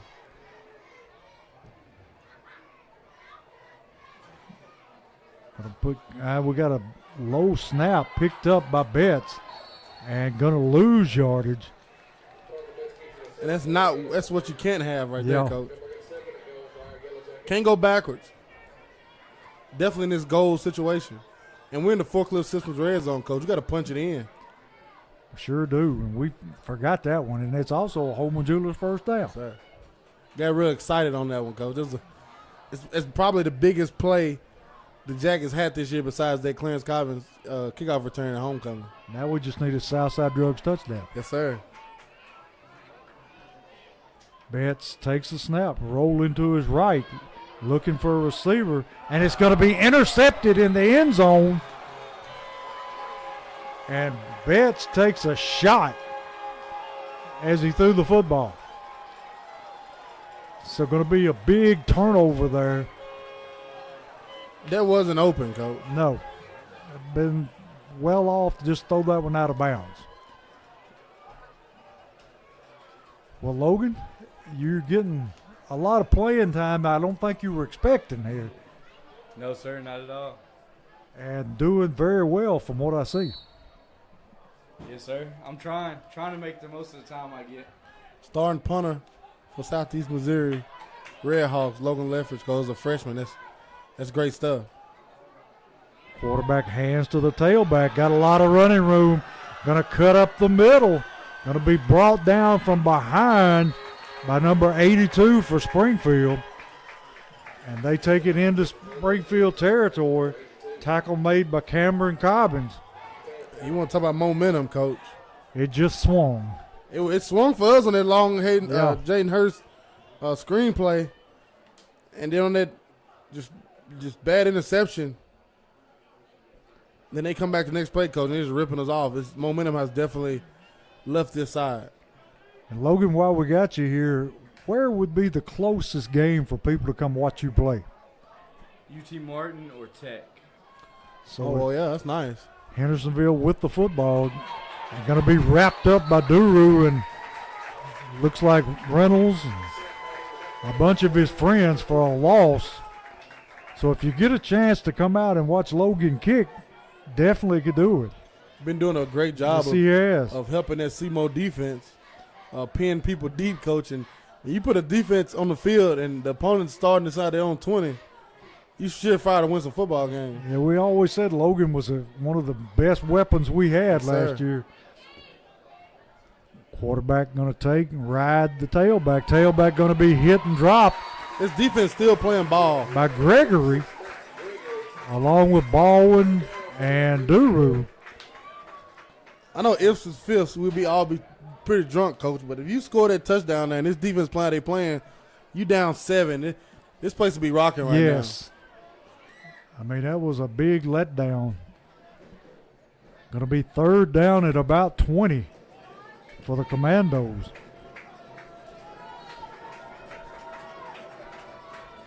Quarterback dropping, looking to throw. Taking a lot of time. Throws over the middle and overshoots his receiver, who was open running across the middle of the field. Going to bring up fourth down at about 20. And the Yellow Jacket defense is hailed.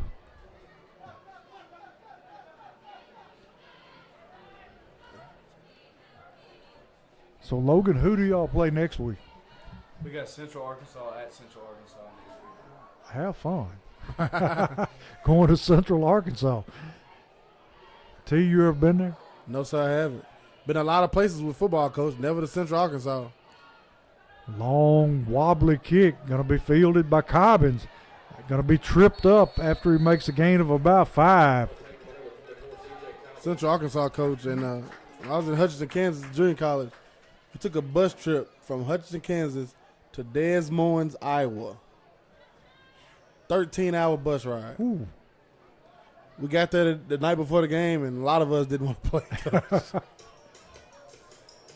Logan, man, I don't know if you've seen tonight. For the first time, we've seen a new punter,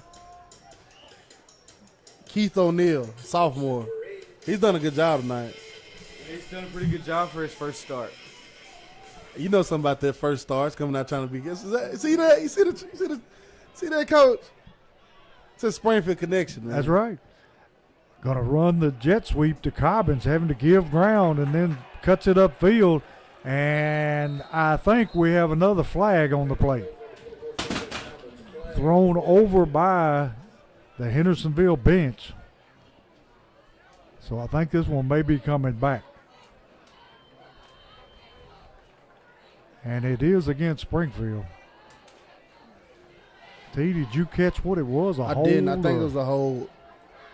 Anyway, it moves Springfield back to about, well, we'll say the 21-yard line. And the Jackets tonight at center, we've had a starting sophomore, Cooper Dawson, and right beside him at guard, we've had starting tonight, number 63, the 5'10", 250-pound sophomore, Cooper Rawls. And, of course, the last few weeks at right tackle, we've had starting also the sophomore I have to get you. Hold up, coach. Betts going to take it himself. Going to pick up about 6-7 yards on the run. Cortavious Herring has been And starting we right got tackle. a lot of action going on after the play. Looked like a couple of punches were thrown, but no flags. I like it. You know, I like little altercations, coach. Yeah. So no flags. I guess no harm, no foul. Guess so. But yeah, the Jackets has three sophomores starting O-line tonight, coach. Things look good for the future. Yes, sir. And it's not, not many players have been blown up blatantly in the backfield. No. 57 seconds left in the third quarter. Springfield down 21-7. Second down at about 13. Best looking to throw. And if it's going to be intercepted. And the man went to his knees and caught the football right at the 50-yard line. You can't do nothing but laugh at that, coach. The guy slipped and the ball came to him. He fell and hit the ground like, Yeah. I'm not going to get that ball, and it came right to him. And I think, too, if you look at your replay, you'll see Cobbins being held all the way down the sideline. So it's Hendersonville football right at the 50 on the turnover. 2 bad turnovers, coach. Yes. 45 seconds left in the third quarter. Snap mishandled by the quarterback. Going to lose back to the 40-yard line. Without these turnovers, Hendersonville is trying to give us the game. Yes, coach. they are. And we're not sure we want it. The last 2 offensive possessions from since Hendersonville came out of halftime, the offensive possessions have been horrible. This whole quarter, the offense has been high snaps, drop balls. The quarterback fumbled on a sack earlier. They recovered it. Our defense is playing ball. Offense has to match that energy, coach. Yeah, the offense hadn't given our defense a break all night. Hendersonville second down at about 20. From the 40-yard line, quarterback looking to throw. Got time this time. Oh, in and out of the hands. Jabraylon Ellis with that cast in that right hand, coach. Just can't grab Yeah, it. you'd have to think without that cast, he might have caught that one. And that's it, coach. So that's the end of the fourth quarter with Springfield trailing Hendersonville 21-7.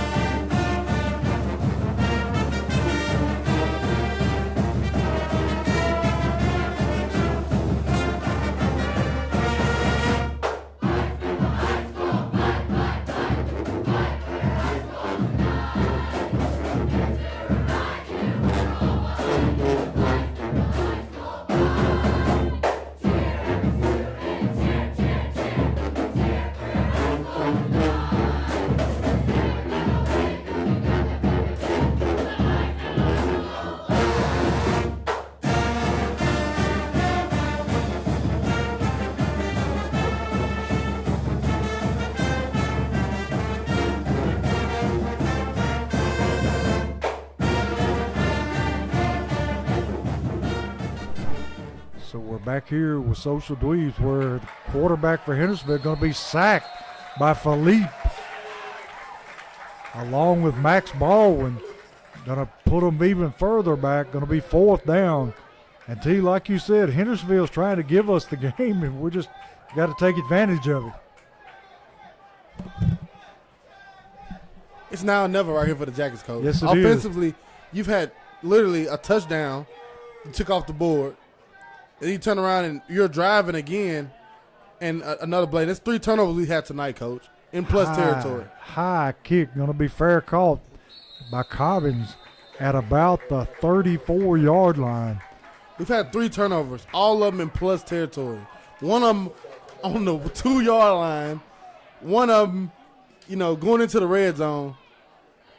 And then you have that one. Just, you can't have it. Heartbreaking. And now look what we got here. Well, we got a flag on the play. We got a Wildcat. We got Clarence Cobb as a quarterback. Give them something else to look at.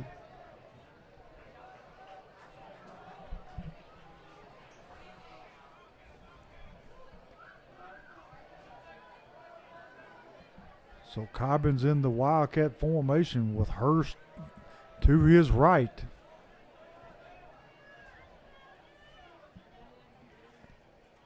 Cobbin's going to take off. Got room, and he's going to have his first down, a Holman Jewelers first down. And I think they're going to stay with that Wildcat.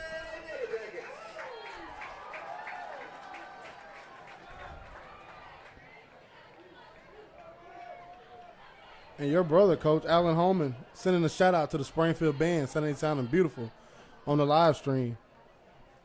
Springfield band, probably the best they've been in a long time. Yes, they are. That band sounds good by the direction of Mr. Wiggins. Yes. Does an excellent job. Cobbin's in the Wildcat. Takes the snap. Just going to follow Hurst around the left side. Going to pick up another 5-6 yards. And this is going back to, Coach Dustin Wilson's early years at Springfield. His first year here, which was my senior year, we had a quarterback change early in the season. Literally week 2, put Brandon Farmer at quarterback. And Brandon, if he wasn't going deep or deep post or throwing goals, he was running, direct quarterback right, quarterback left. And then after he graduated, of course, come along Timmy Barbie, did the same thing, Coach. Yeah. So it won't be the first time the Jackets have put, their best athlete at quarterback. Well, yeah. Cobbin's still in the Wildcat. Gonna fake it to Hurst and looking to throw, and you got to cut it upfield. And he's going to be close to his first down. Cobbin's making things happen to you. Coach. Gonna be 3rd down at about a yard.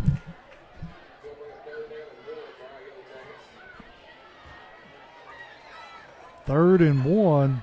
Betts back into the game. Dowling at tailback.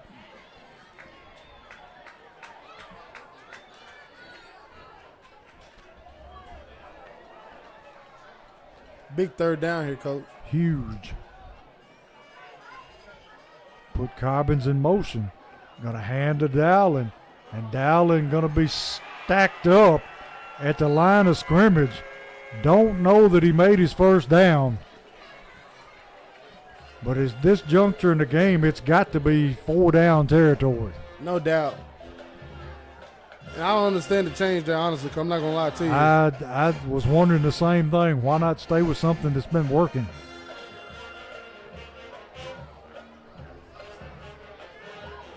So it's 4th down and now a long 2. 9:09 and running on the clock.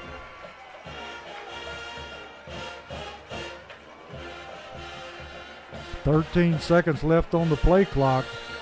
Springfield taking their time and going to burn a timeout. 8:57 left in the game. Springfield trailing 21-7.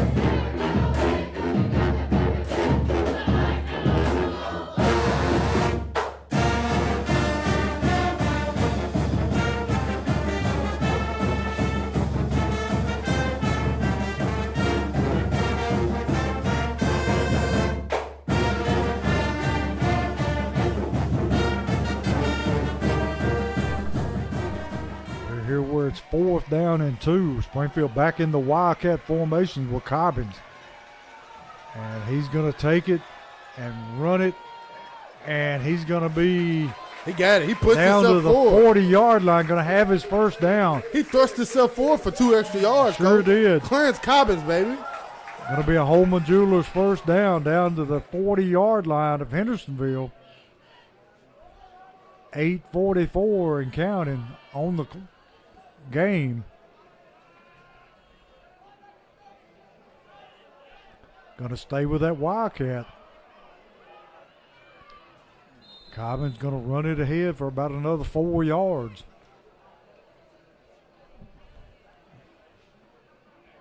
See, if it's working, I'd stay with it. Yes, sir. Well, they're going to say he got shoved out of bounds after a 2-yard gain.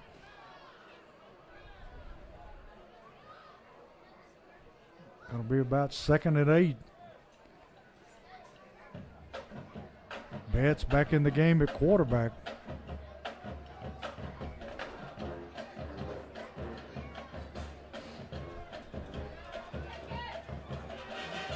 Going to roll to his right, looking to, and the receiver just simply dropped that one. So it's going to bring up a 3rd down at about 8.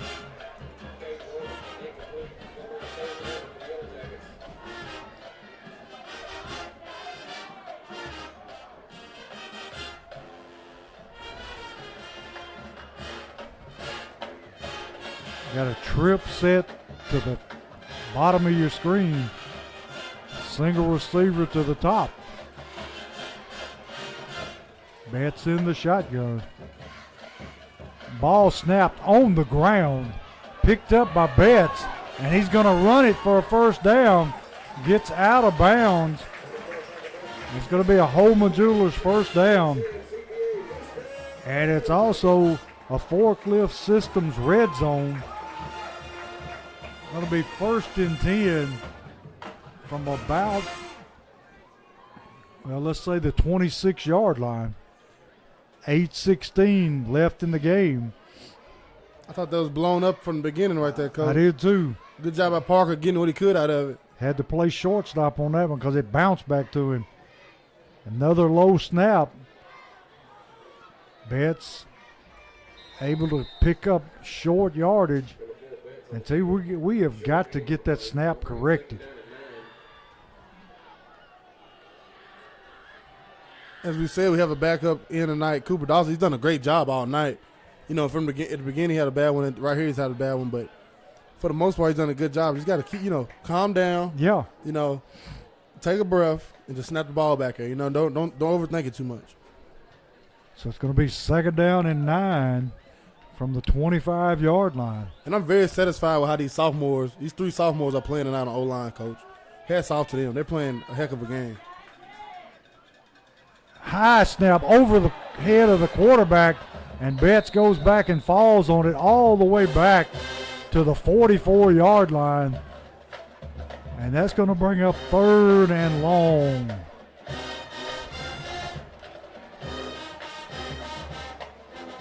Third down and 25? Yep.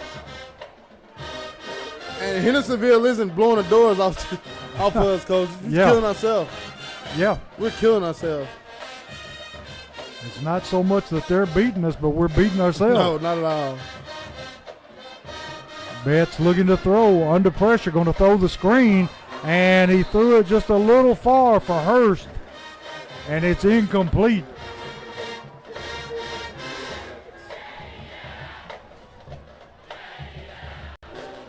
Fourth down, 27 to go.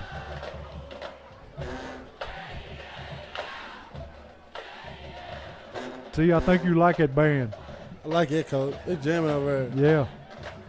They're doing the butt. They're doing the butt. 4th and 27 for Springfield. At this point, they're going to have to go for it. Betts looking to throw. Under pressure. Throws it downfield and over the head of Hurst and out of bounds. And Hendersonville going to take it over on down. Sloppy game for the Jackets. Some of the Hendersonville players dancing to the band think it's over. 6:42 left in the game. Springfield down 2 scores, 21-7.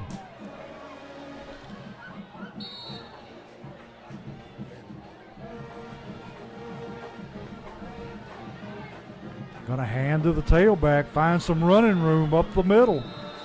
Gonna pick up about 7 yards to about the 49-yard line. The Yellow Jackets going to watch this film Monday, Coach, and they're going to be very, very, very frustrated with themselves. Well, tomorrow, actually. And they'll be very, very frustrated with themselves if they let Hendersonville walk out of here with a win that honestly they didn't go get. Yes. And, I mean, all you can say is we beat ourselves. And that's tough. You can't do that in, expect to win football games. Especially not in regions like we're playing in, especially not almost in the month of October. Great play that time by the Springfield defense. We got one more question for you, Logan, and we're going to let you go, man. Yeah, Logan's been standing right here the whole time, y'all. He's been watching the game with us. He ain't got to go. We're just going to ask him one more question, and we'll be done with you for questions. You're free to hang out anytime you want to, Mi casa, su casa, man. But my one thing would be, what's the most, the biggest thing you miss about, I know the transition from high school to college. What's the biggest thing you miss about Friday nights? Playing with the people I've grown up with my whole life. That's the biggest thing I miss about it. Logan Leffridge, people, they played together since Pop Warner, huh? Since Pop Warner all the way to, that last game at Henry County last year, man. We appreciate you, Logan, coming on and talking to us today. But anytime you're in town, you come on up here and holler at us, man. And good luck on the rest of the year. Yes, sir. And while we were talking to Logan, the ball was snapped, and Hendersonville lost yardage. It's going to be 4th down at about 14, bringing the punter onto the field. And see, if we ever needed a Cobbins return, this is it. Yes, sir. And I probably said this punter might try to hit the moon with this one, Coach. It's a long, wobbly kick fielded by Cobbins, and he's going to be bottled up quickly at about the 34-yard line, where Springfield will take over with 4 minutes, 44 seconds left in the game. And it's just been, like I said, I don't want to, beat a dead horse, but the Jackets really just killed themselves tonight, Coach. Yes, they have. 3 turnovers, 2 of them in plus field territory, one of them inside the 20, inside the 30, and the other literally on your own goal line, finna go in to score. Kind of the exact opposite of what we saw last week. Yes, sir. Betts gives to Hurst, and his feet fly out from under him, and he goes down. This field's getting a little sloppy at this point, Coach. Yeah. It rained all day yesterday, some this morning. The sun came out, kind of dry at the top of it, but then as the night got cooler and that dew started to hit it, and it's starting to mess up a lot. I think there was some places around Roberts County had 4 inches of rain yesterday. Wow. I seen New York flooded, Coach. Yes. But looking ahead in this district, Hendersonville having to play Henry County still, Coach. Just got beat by Beach by 2 scores. By 2 scores. Betts looking to throw under pressure, rolling to his right, and just going to be run out of bounds right about the line of scrimmage. Maybe a gain of a yard. He's running for his life now. Yep. They know you got to throw the football, and they're laying their ears back and coming on every down. Hendersonville players starting to talk a little junk to the coaches over here, Coach. Yes, they are. I watched the game last week. I didn't see too much of that talking. Yeah, I don't think they were talking any junk to Beach. And they still have Henry County on their schedule, too. I'll be looking forward to seeing that score that game. Betts takes the snap, dropping, looking to throw. Going to be sacked all the way back to the 29-yard line. And Betts taking a beating here. Yeah, he is. 3:48 and counting in the game.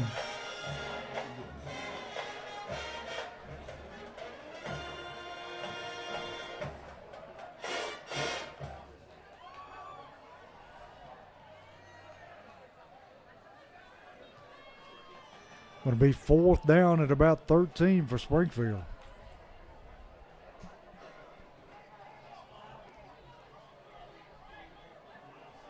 Great atmosphere here tonight. It was a fun first half and, third quarter until the Jackets, started killing themselves with a self-inflicted wounds. Betts throws it out to Hurst, and we got a flag. They're going to get him for another helmet to helmet. Yeah. That'll be the third one tonight. And they should And now we got another flag coming in. They should call for helmet. I got called for helmet at Dixon County in 2012, Coach. Yeah. And I hit that guy. I really did, but that was 10 years ago. So yeah. I know they're calling it nowadays. Sometimes I think they go overboard some. Yeah. And, it's crazy. It's starting to trickle down to the high school level, but they're trying to protect all football players at this point. Yeah. We'll soon see it in Pop Warner, Coach. So I think we're going to have two flags, and should be both on Hendersonville. Third quarter. We got helmet to helmet, and then we got unsportsmanlike conduct on Hendersonville. So two major penalties here. Go ahead, T. Third quarter, Henry County 31, Portland 7. No Greenbrier or White House Heritage score at this point. I believe it was 6-7 earlier. Final, John Overton 10, Independence 35. Hickman County 22, Cheatham County 6. Station Camp 15, White House 15. Lawrence County 6, Tullahoma 34. East Nashville 14, Smyrna 9.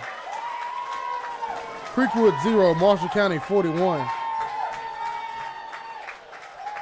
Well, T, they just marked off 30 yards. Yep, 15 and 15. So it's going to be a Holman Jewelers first down. Cookville 23, Gallatin 23. Macon County 19, DeKalb County 17. Joe Burton 6, Clay County 25. Interesting one here, Coach. East Robinson 6. The 3-3 Westmoreland 12. Ooh. East Robinson not responding so well after that loss last week. And the team that beat them last week, Smith County 0, Upperman 14. Big letdown, huh? For both teams. Yes. Coming off a big game of that magnitude. Betts in the shotgun. 1st and 10 from the 40-yard line. Going to roll to his left and going to be sacked. And Betts not getting up too quick. Teammates getting him to his feet. Moving a little slow, but he's still in there.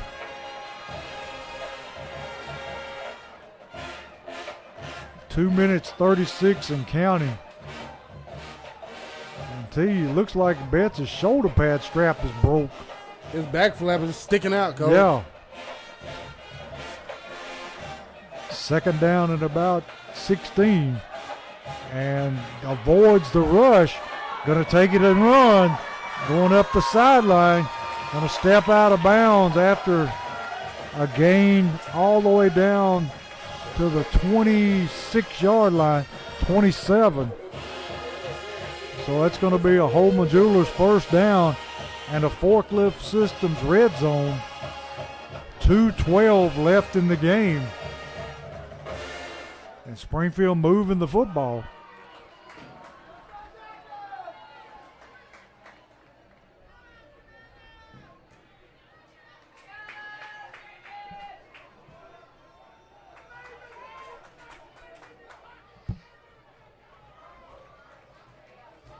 Betts looking to throw, and it's going to be batted down by Hendersonville lineman.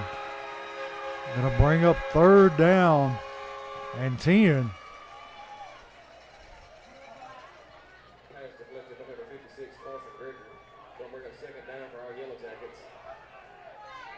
I'll take that back. It's second down at 10. If you're the Jackets, you're going to try to get some way to get in the end zone right now, Coach. Yes, and going to have to do it in a hurry.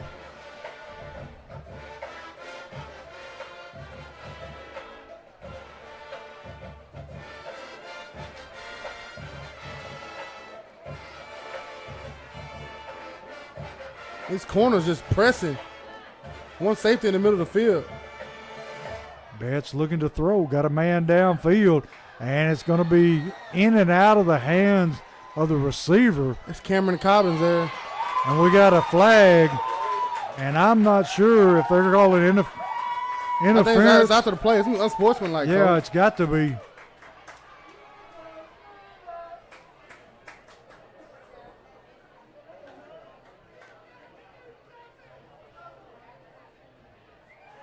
We got another flag thrown just now. Hendersonville team, they just losing it, Coach. They're imploding.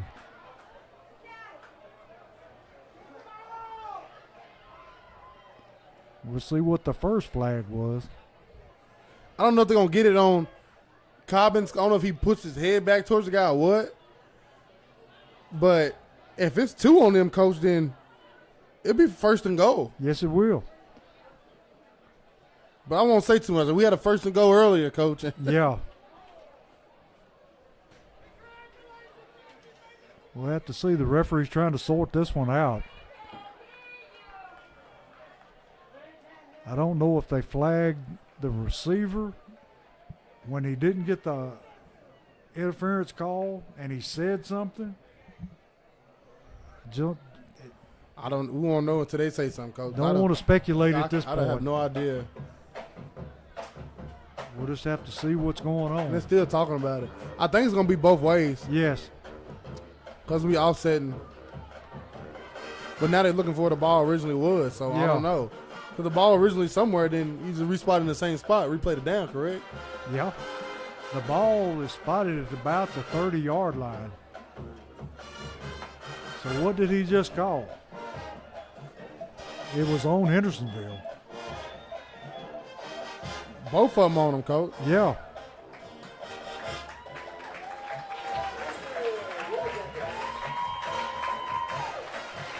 So waiting. 2 unsportsmanlike conduct on the Commandos. And they're going to mark off 2 major penalties.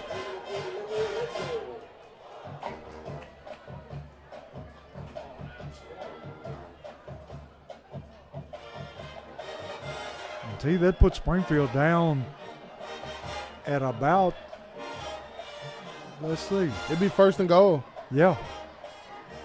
Half the distance. And with 2 minutes left, they just put Springfield back in the game if they score.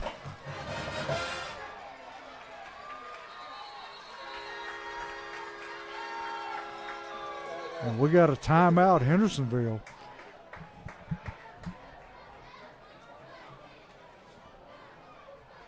.201 with Springfield trailing 21-7, but knocking at the door.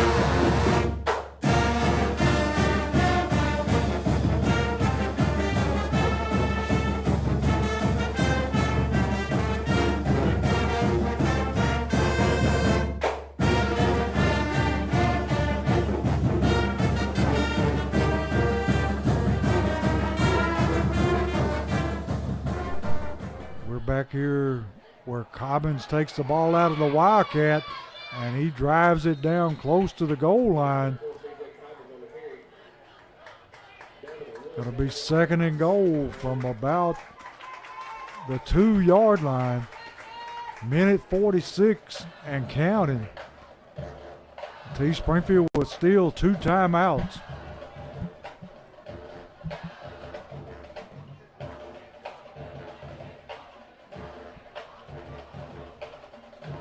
Cobbins in the Wildcat.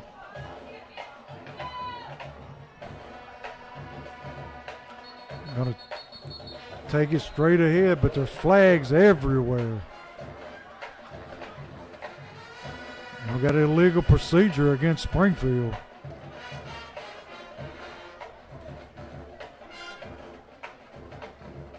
Self-inflicted, coach.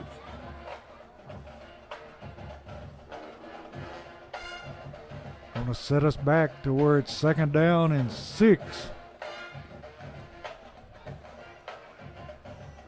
From the 6.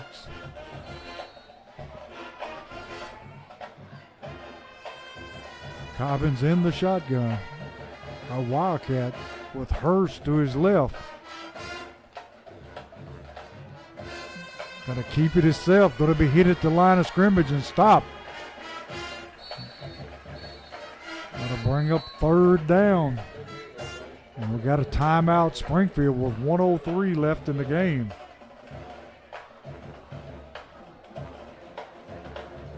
T, you got 2 downs to make about, well, let's say 8 yards. If you're the Jackets, if you score here, you want to do it. You know, if you don't score on this 3rd down, you don't want, Coach Wilson don't want to use that last timeout. He's going to try to, get him up here and get back on the ball real quick and try to get in the end zone. So, you might want to call 2 plays here, Coach. Yeah, you want to save that timeout. I know we used to practice that with you. Yeah. 2 plays. And I remember we practiced it. So when we got in the game, it was just natural, Well, yeah. We're running 2 plays here, y'all. This is the first play. If we don't get back up on the ball, this is the 2nd play. Betts back in the game at quarterback.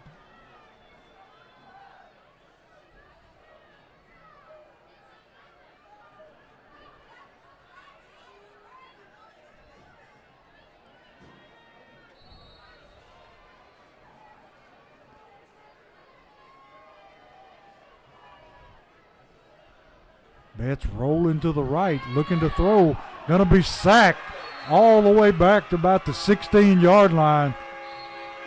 And he was just swarmed under. The coach has to do exactly what he don't want to do is call that timeout. And T. Betts looks like he's been beat up. That's going to be a sore young man in the morning. Yes, sir. So it all comes down to one play here. Hendersonville up 21-7.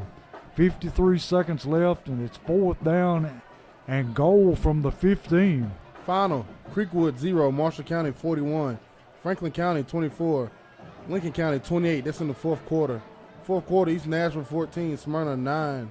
Final, Station Camp 21, White House 15. Station Camp was 1-5, went into White House and beat the 5-1 Blue Devils 21-15. 4th quarter, Lawrence County 6, Tullahoma 34.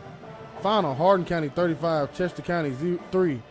Final, Glencliff 0, Centennial 62. Centennial moves on to 6-0. Centennial going to be hard to handle. Yeah, they are. 4th quarter, Henry County 38, Portland 13. Final, Dixon County 6, Rossview 28.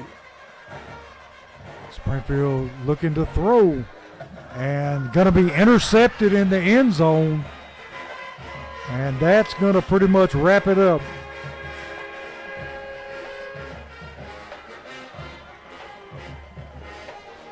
Ball will come out to the 20-yard line. Springfield no timeout, so they'll have to take a knee one time.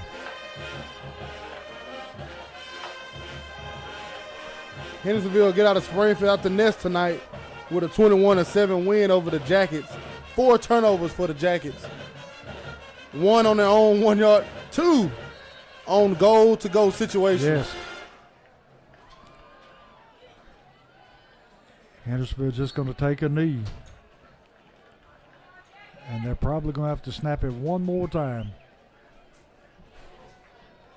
But T, I think it's going to be a bunch of disappointed boys when they watch this film. Yes, sir, a whole bunch, Coach. They're going to watch this film and literally see that they gave this game away to the Commandos. Hendersonville came in tonight with a loss 34-14 over Beach at home. Springfield, gave up 21 to them and only scored 7 when they could have scored a lot more because we're being 1,000% honest. Hendersonville will go to Portland, be home against Portland next week and then finish the season off at Lebanon and at Henry County. So, T, who do the Yellow Jackets have next? Next, the Jackets next week will be on the road at Hunters Lane. And after that one, the Jackets will return home the last 2 weeks to host Gallatin and Beach.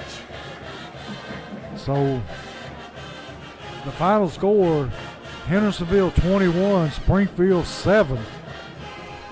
Sloppy game for the Jackets. 4 turnovers, 2 on goal-to-go situations, another one, on plus side of the field. Just not winning football by the Jackets tonight. And the 21-7 loss, honestly, could have been a whole lot worse if it was a better ball team. Yeah, Hendersonville by no means outclassed Springfield tonight. No, sir. But I guess you have to take the good with the bad. Yes, sir. And next week, Springfield going on the road to Hunters Lane, a very winnable game for Springfield. Yes, sir. If they come out and play. And you got to lick your wounds from this one and get over it pretty quick, Coach. And head on up to Hunters Lane next week and try to get back on the right side of things. And we hope everybody has a good weekend and look forward to seeing you at Hunters Lane next week. And as usual, for Terrence Summers, this is Kenneth Holman and T. Go Jackets.